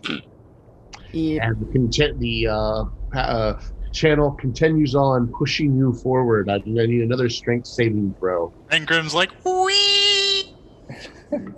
It is like being pushed down the inside of one of those water slides. Except water 18. the whole thing. 18 as well. 14. 12. Oh, and all of you made it. No damage.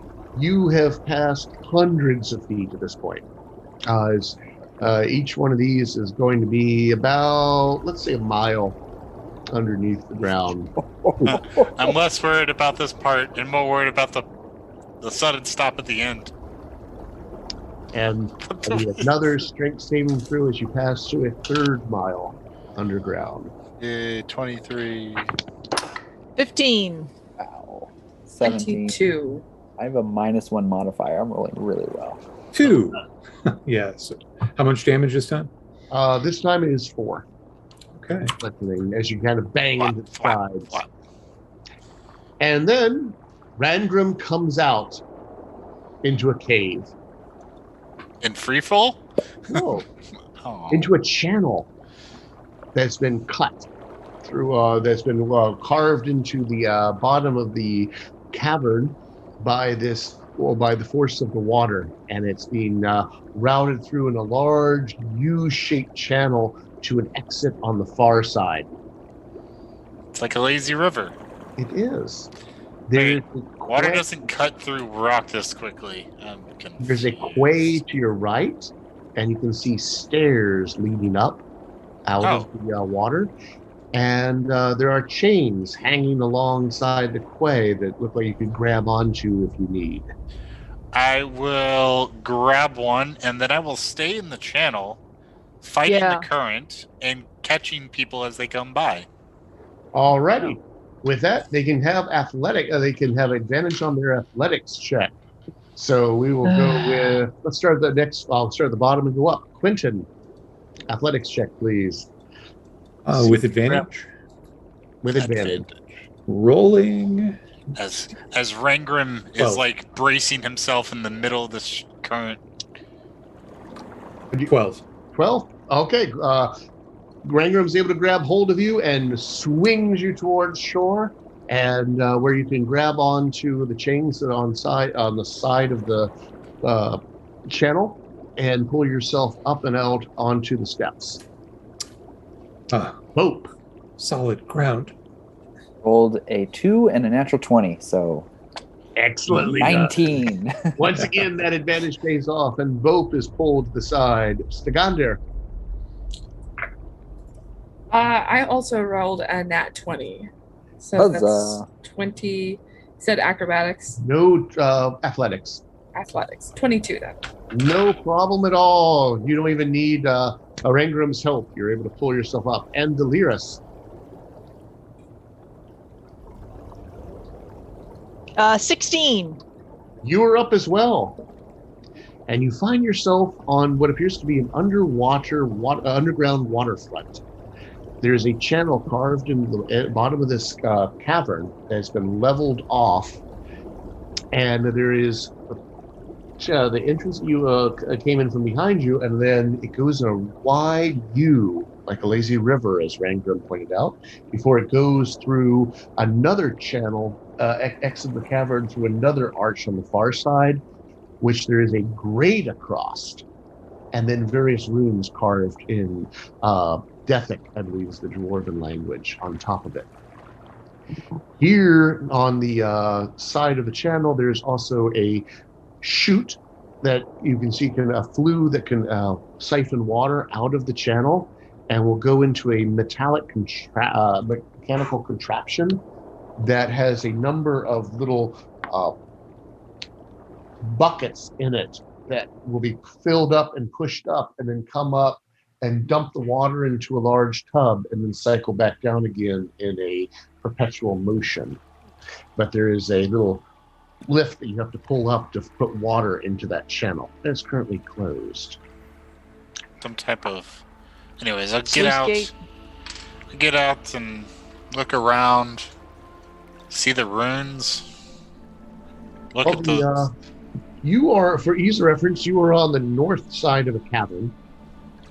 There are 2 exits out of this cavern in addition to the ones the river is using. There is a pathway through to the west and another pathway to the east. One in the east has a dwarven carving around the edge of it and a keystone at the top that has a gemstone carved into it. The one to the west, there's another passageway that goes that direction. That keystone has the image of a heart in it. Does this stonework look maintained, or is it wearing out? Or what's it? Well, it is wearing out. It has not been maintained in some time. On the south side of the cavern, it looks like the cavern would extend further that way, but is blocked by a masonry wall of dwarven manufacture. Set into the masonry wall is a pair of steel doors. Inside of the large steel doors, which are 10 foot wide each, and one of them, there's a smaller door that looks like they would use that to let individuals in and out. I was thinking it was like a little peep door, but okay.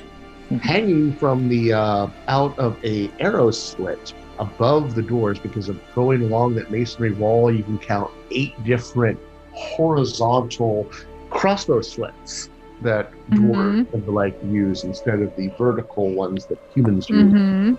They're more crossbows. Hanging out of that, one over top the door, is a gong. It's on a long rope that goes all the way down to the door itself. So it's kind of hanging right beside the door. and there's a gong with a handle. Oh, it's a door gong. I'm getting serious Moria vibes here. Where? What I'm saying is maybe we don't want to make any noise in this large, echoey, abandoned chamber until we know who's going to hear it. Or has a better idea. Well, obviously, I'm not going to just go. You don't go bang the door gong immediately. Please, that's pretty it's much dwarvish sounded cups. Yeah, don't go touch it. I wanna go look at this arch and that gem up there. Yeah, can I investigate the gem arch? Sure.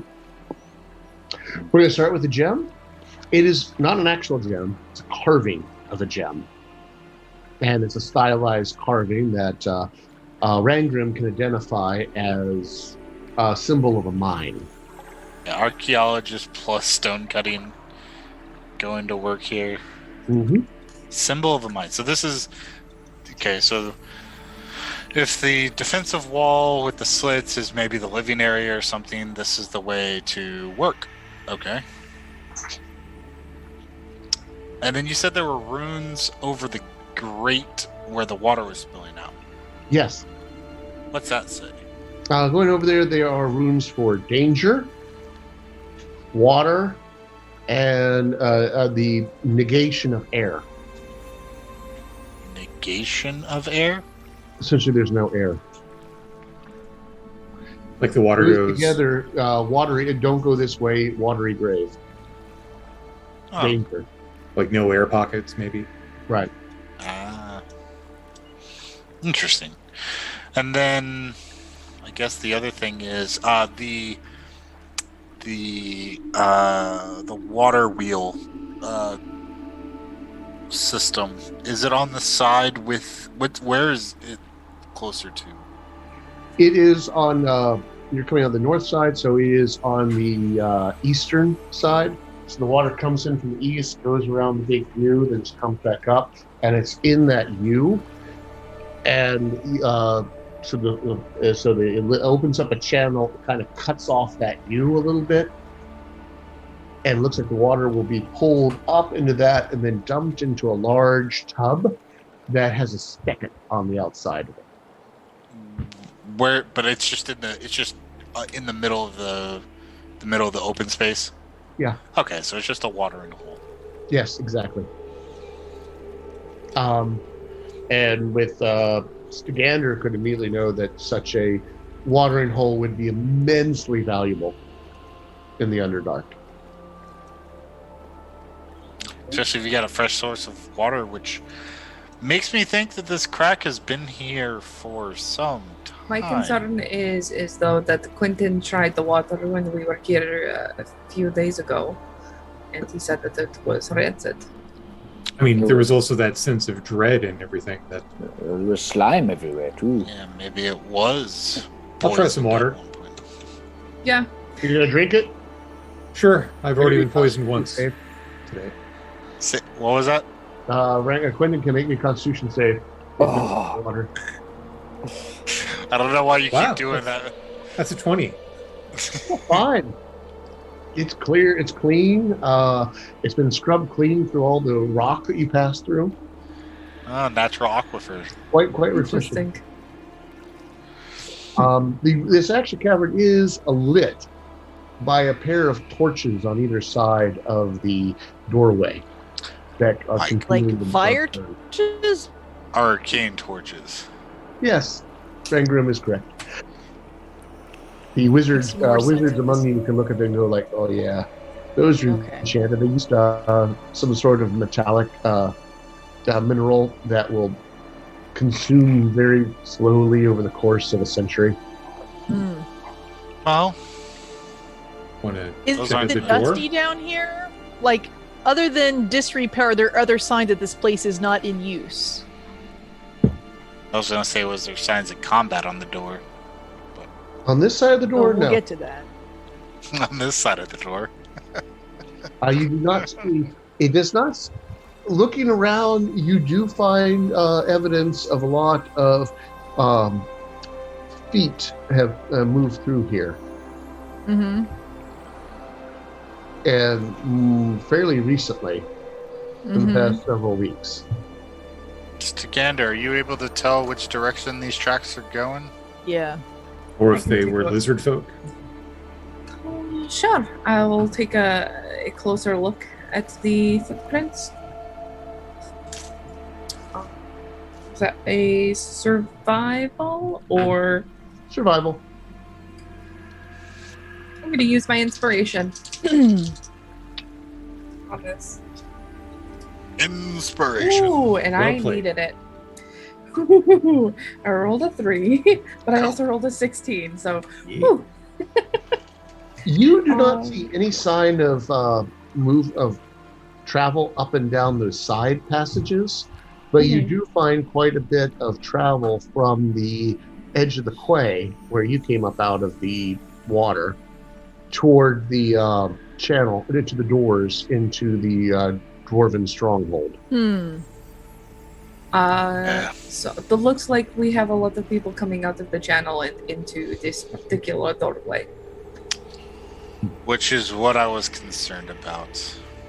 And it's why we haven't been challenged yet. And when we were in that cavern up above, there were those choll creatures coming up from this particular crevasse. So, Yeah, are there any of their shells around, like we'd found up top when they were molting? No.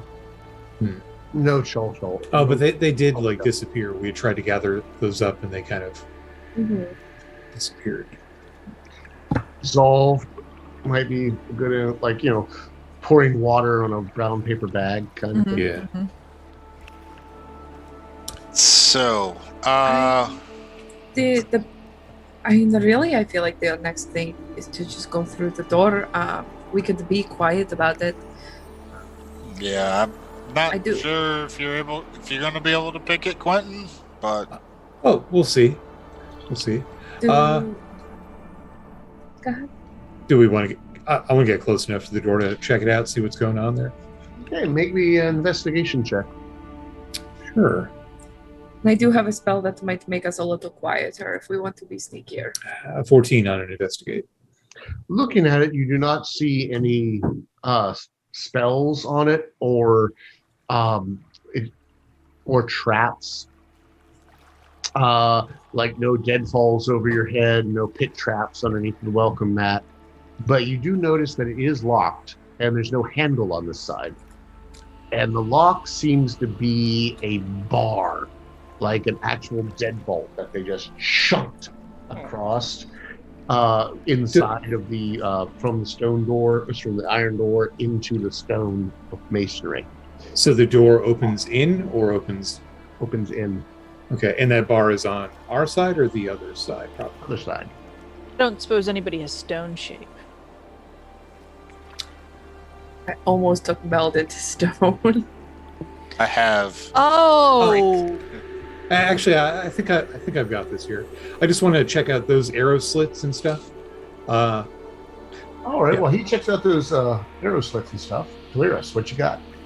well, I was going to ask how big the arrow slits are. They are about big, so you can join Quentin looking at them. Not that big, and they seem to be enough for a dwarf to get a heavy crossbow at. And So they're also not very high off. No, Is there they're no they're They're minimum. very high. Yeah. The They're about reason I 20 was feet up.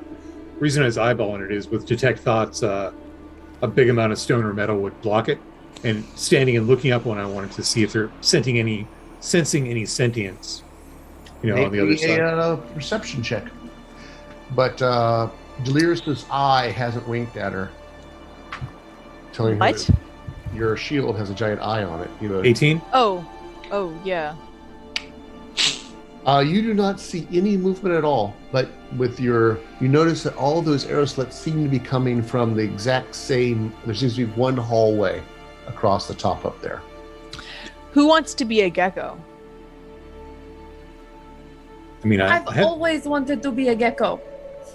Yeah? Yes. All right. Oh wait, where did my incantation go? Timora, beloved trickster, turns Stagander into a gecko. Okay. Stagander the gecko. You going up the wall? Yes. All right.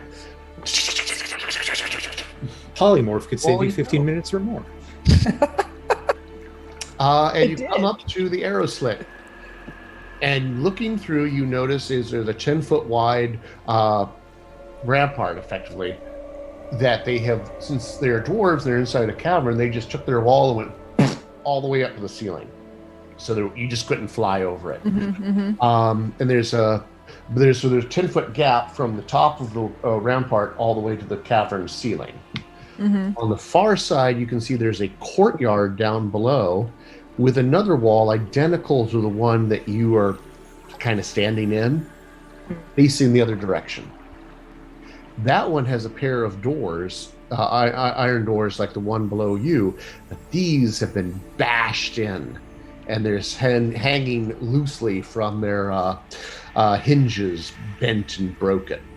Oof. To one side, the west side, you can see let me make sure I got my directions right.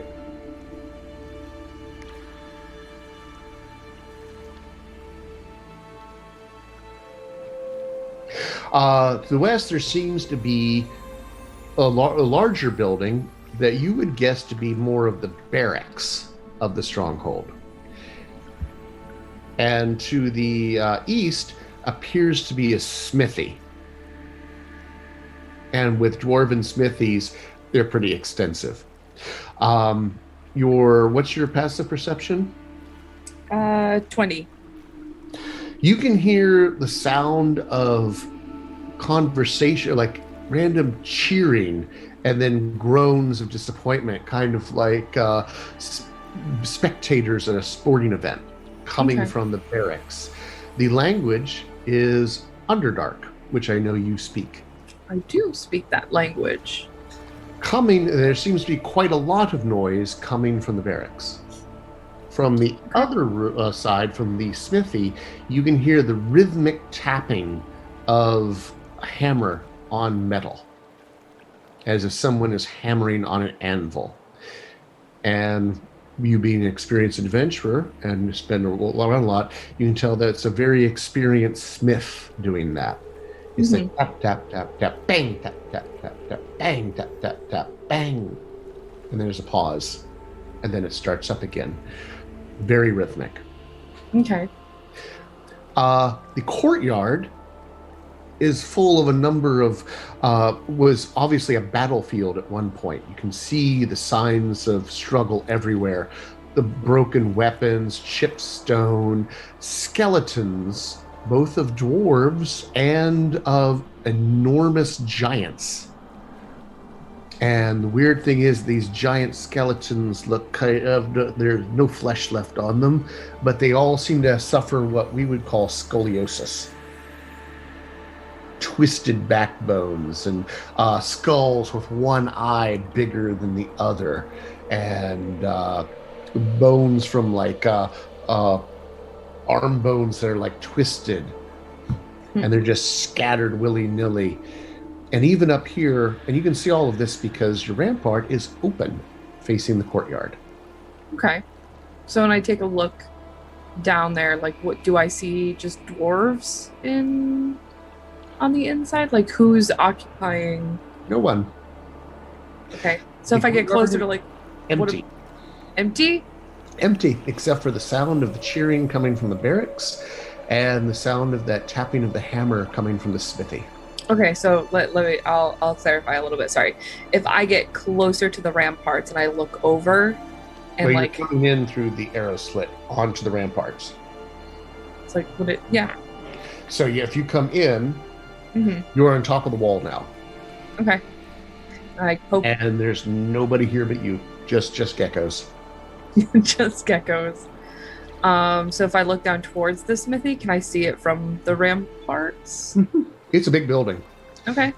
It has one large entrance, and it has large windows facing onto it, onto the courtyard itself, while the barracks does not. Okay. Can I see anybody inside of the smithy? Not Do I have from to your get angle. closer? You'd have to get close. You'd have to come down. You have a bad angle. Okay. I'm gonna chance it. You scurry down. You get down there and you can tell that the door, you can now see the mechanism for the door. There's two of them.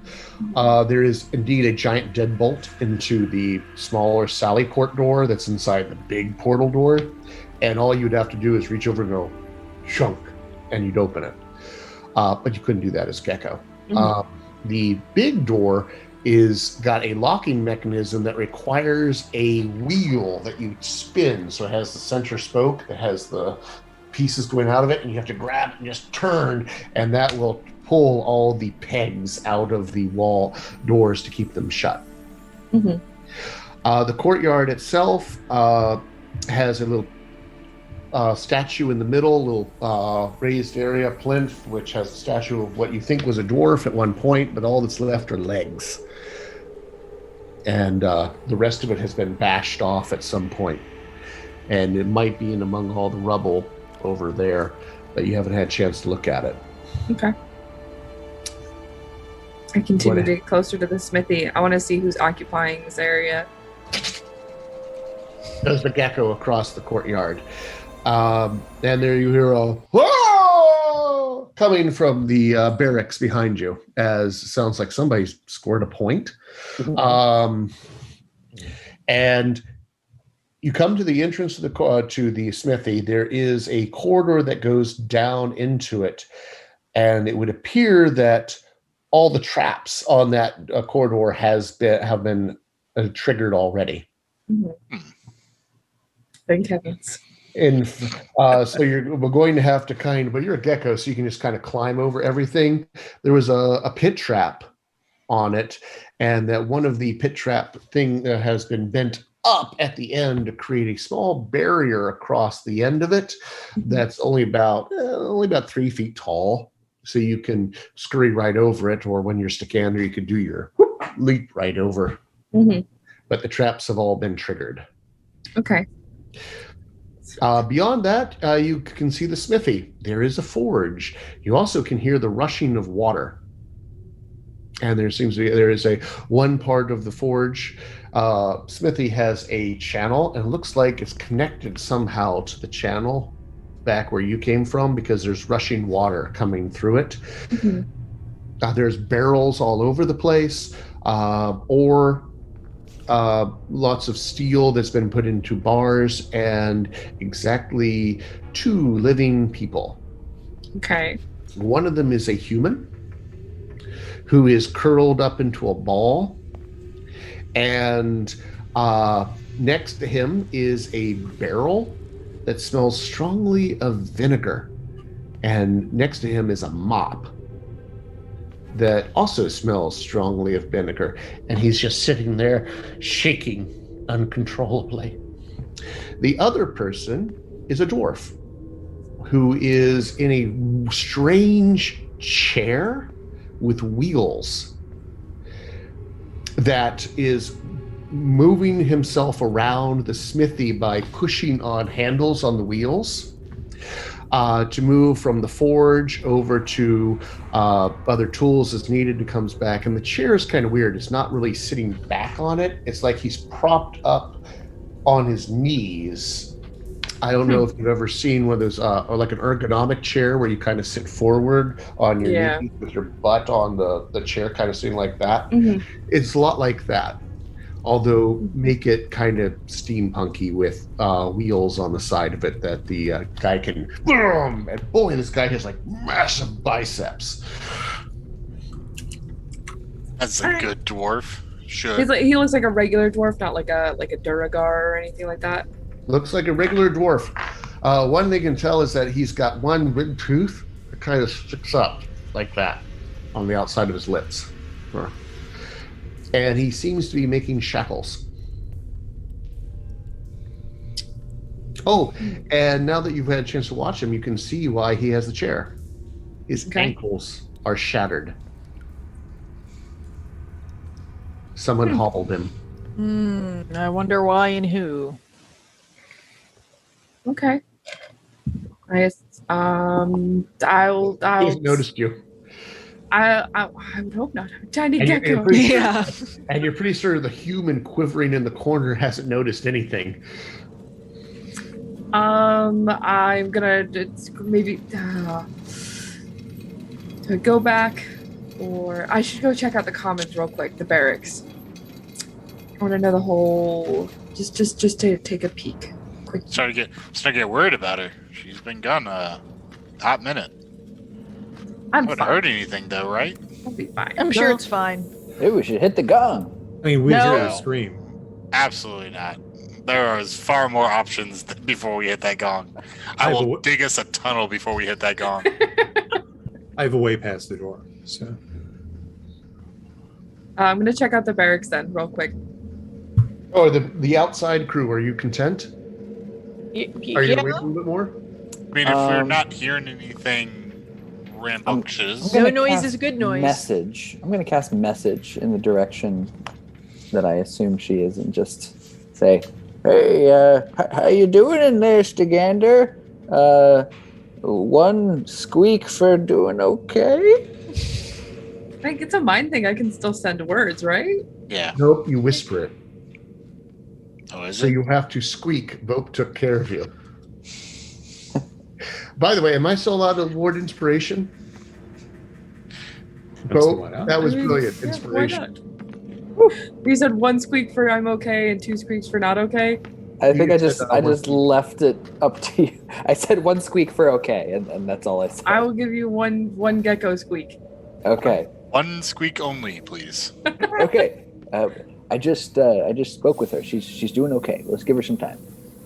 Rangram, don't hit the gong. Or dig a tunnel. Throw you in that water. All right, you go through. The barracks have no windows on the outside on the first floor, but they do have small windows on the outside on the second floor. All right.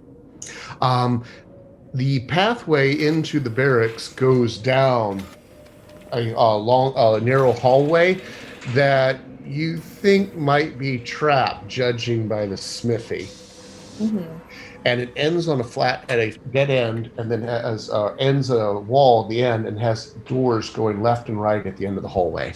Okay. Do you want to go in that way, in through the second floor, or tunnel through the wall, or something else? I'll go through a window. I'm sure I can find a small gecko-sized hole somewhere to squeeze in. You go through. to the second floor? Yeah. Okay.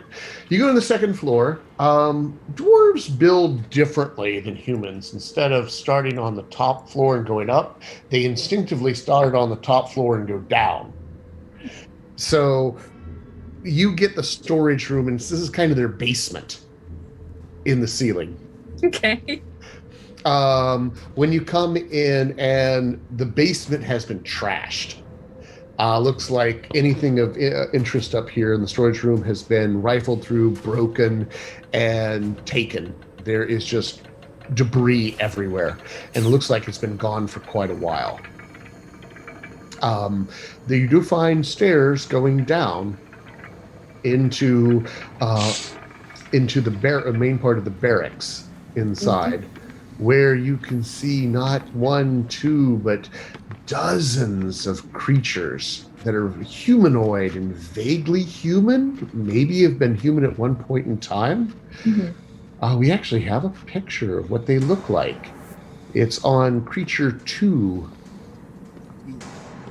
Now, the most important thing about them is, well, they have grayish skin and long, lanky hair, but the most important thing that sticks out to you is they don't have eyes. Mm-hmm. They're completely, the skin has grown over their eyes, and they don't have eyeballs at all. But they seem to be getting around somehow. That's not Noticing creepy at all. everything it is. Echolocation. And they constantly have their mouths open like a slack-jawed way, and their ears are overly large and have large lobes that hang down. It is echolocation. And they don't notice you because they're focused on a game they're playing. They have gotten a large wheel and nailed it to a post that supports the ceiling of the storage room where you were, and are spinning it. And they somehow are able to tell which point on the wheel that's going through a clicker. They have like a leather piece that's like clicking as it goes by, and you think it's by how thick the pegs are. So they're doing it by sound. Mm-hmm. And you think they're placing bets, and maybe there's like some sort of spin the wheel and try to get a certain point, and if they can add it up. But there's more complexity to it than you can get by just watching for a few seconds. Okay. Surmising from Bope's message that the team is probably getting a little bit worried about me, so I'm going to scuttle back to... Oh, I should add, there seem to be somewhere around 50 of them. Okay. In the room. You know, small amount. All right. Cool. And you also smell cooking meat somewhere close. I have a bad feeling about that. I'm gonna leave. And I'm gonna go back to the rest of the party and explain my findings. Oh, I thought you were going to open the door for us. Can I get out of polymorph by myself? Oh. I mean, if you become an unwilling creature, you get to make a will save, I assume. If you come back, I can communicate with you via telepathy. Okay, yeah. You could just jump off the ramparts and take fall damage. Yeah, that's a great idea. I think my instinct is go in and see if somebody can have a conversation with me, and then if we deem it necessary, I will open the doors for everyone. Is my initial thought. I don't know about you guys. I don't want to fight 50 guys. I mean, I don't want to either, but I assume that dwarf is probably under duress to make things for them, and that human's probably not doing great either, and I would not like to leave them here. But you know what? Actually, here's what I'll do. I will become an unwilling creature because I think I get to make a save. Yes, you get to make a will save. I'll unlock the doors and then we'll have a conversation. Right? Sure. Yeah, that is a wisdom. Yeah, not a will save anymore. Or if you just start squeaking at me, I'll probably drop it. Oh, 3rd edition. You power your way out of your spell, and you are now Stagander standing inside the door. Okay. So in front of the first door, because you said that there's like a first door, a sally port with like a second door. Are you inside? I am inside. Next yes. to the small sally port door.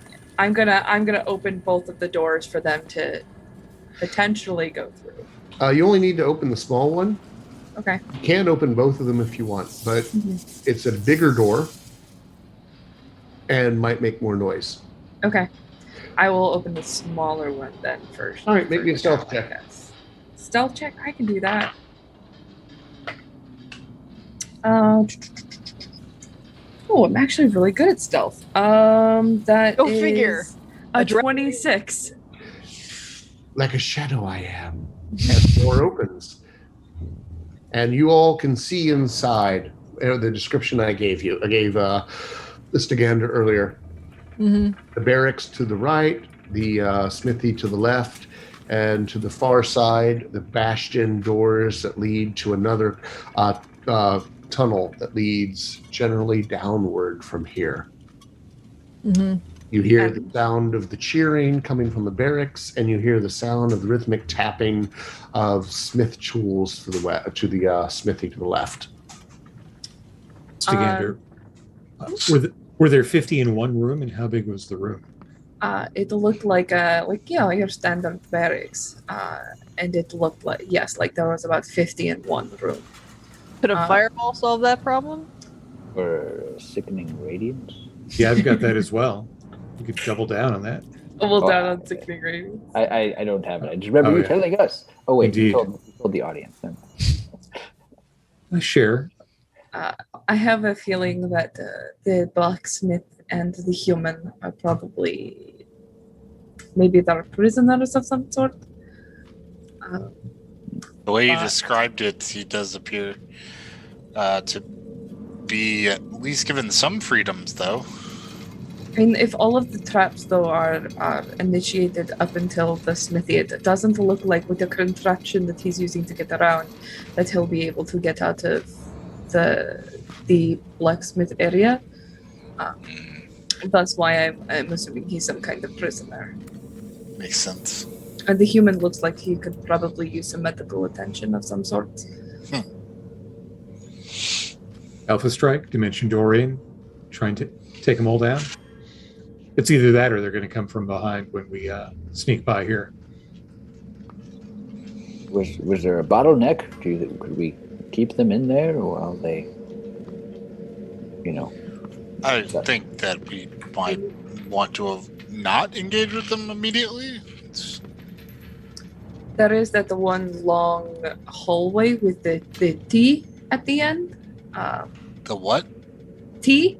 A T? Oh.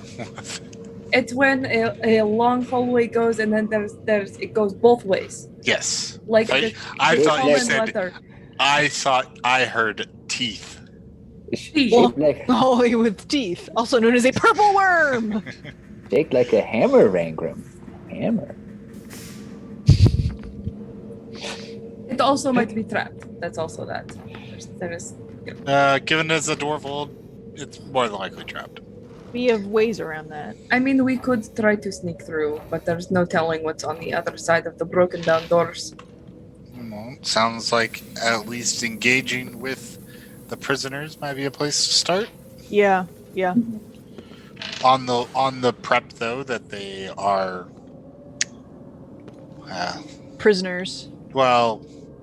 compliant with their captors. They could have been infected by whatever got the prisoners that we rescued from above. Yeah, there's that. Can you figure that out maybe with your detect thoughts thing? If I can get within 30 feet, yes. This and many other questions we will have to answer when next we meet. Oh. As you stand in the courtyard at the Dwarven Outpost, at the ruined Dwarven Outpost. And, but until then, let's see, we'll wrap it up here. And before we do that, let's do a few quick reminders. And I want to thank everyone for joining us. But I'm very curious to see how the Velkyn Weave solves this little conundrum I posed to them. I have full faith in them. So, That's a mistake. That's your first mistake. you have any thoughts for us, Tom? Sure. Please do not forget to subscribe to the Games Tavern YouTube channel right now. It's free, and you don't miss any of the action, and you get access to all the shows and content. Your likes and positive comments on the show gives us a boost and helps future Tavern regulars find out about the shows. Hey, congratulations to, and I know I'm going to say it the way that it's supposed to be, but I always like to say Demorc, but it's Demorcy, for winning the Player's Handbook from D&D Beyond as our giveaway. Tech Goblins probably have already reached out, I'm assuming, and should have that out. Also, on that note, go visit dndbeyond.com to check out their D&D support tools and capabilities for making your home games the best they can be with online and mobile support. And coming in July is a new stream on the Games Tavern Network, The Mists, set in the Domains of Dread. Their tagline, once they have you, they never let you go. Check it out. We will be taking next week off, which is 4th of July. Happy Independence Day to all of our American followers. This will give me a time to design a Dwarven dungeon and have it run through all the different review boards and certification that is required to build Dwarven dungeons these days. And I really look forward to seeing everybody in 2 weeks. Hey, thanks for joining us. July 13th, we'll be Thank back. you. All right. Thanks so much, everyone. Take care.